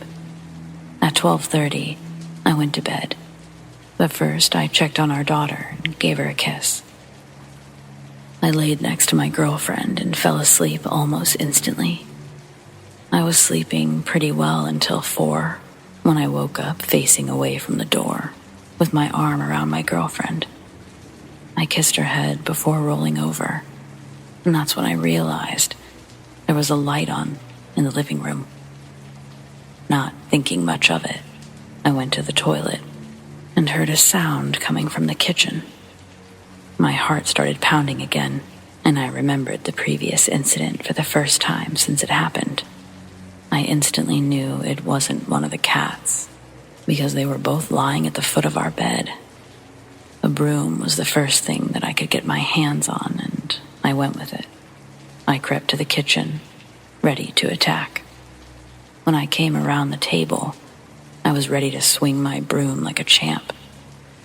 But I stopped immediately upon realizing my girlfriend was standing there, fully dressed for work, and shaking me because I was practically attacking her. She looked scared and asked if everything was okay. I touched her to see if she was real, and she was. I asked why she was up in the middle of the night, but she looked confused and said that she was getting ready for work. I ran to the bedroom to look at who I kissed, but the bed was empty. She followed me and asked what I was doing, so I told her. It freaked her out. She'd woken up before me, so nobody else was in the bed when I thought I kissed her. But I'm still certain that something or someone was lying next to me, and she looked exactly like my girlfriend. Nothing like this has happened since, but sometimes it feels like someone is on my terrace, or when I'm wearing headphones and everyone is asleep, I still hear my name being called. So yeah, this is a little story of mine, and one of many reasons I'm into such things. Thanks for reading, and stay safe, people. You never know what can happen at night.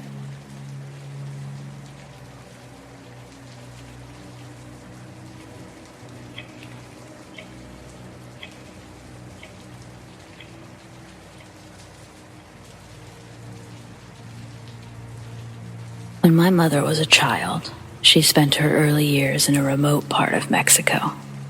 There was no electricity, no running water or air conditioning. Due to several people living in one small house, it wasn't uncommon for her and a few siblings to sleep on the porch. Yes, they literally slept outside on pallets. Mom recalls some nights were actually much cooler on the screened porch. My grandfather actually built the house with his own hands, and the closest neighbors were miles away. The house was pretty much in the middle of nowhere. Now, on with the ghost story.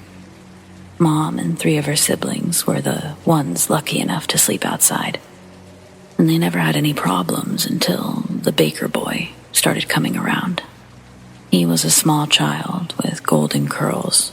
He wore a white baker's uniform and a mask made of real pigskin.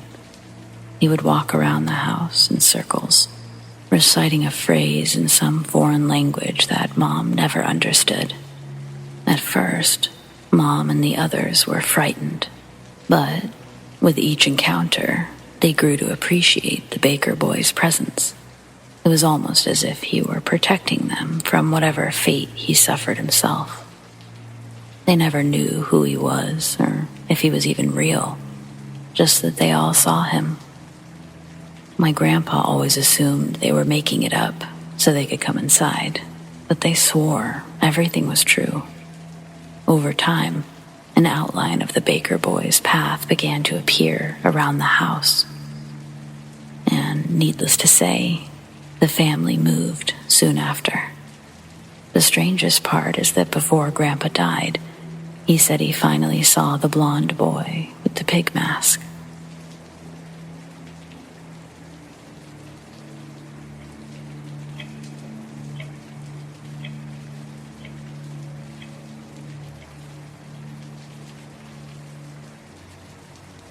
My parents recently told me that I talked to ghosts between the ages of 4 and 5. I always spoke to a man standing in front of my window, and when I was asked who I was talking to, I answered George. I have no memory of what I would talk about, but my parents, they were close to Mr. Todd, the old man who lived next door. Mom eventually learned that the man who owned the house before us was named George, and Mr. Todd said he spent most of his days staring out the bedroom window. I've been told I was a very strange child, and this isn't the only ghost I spoke with. My parents said that I also talked to a man on top of the wardrobe, but unfortunately, I haven't been told as much about this one. It's always overshadowed by George. I would discuss having a past life and regularly bring up my other family. I feel like I had a past life in the World War I, World War II era. My brother, who is 7 years older, said I once started singing an old war song that no one else had ever heard before. As a believer in past lives, I'm fascinated to have my own experience, but frustrated to be limited by my young memory.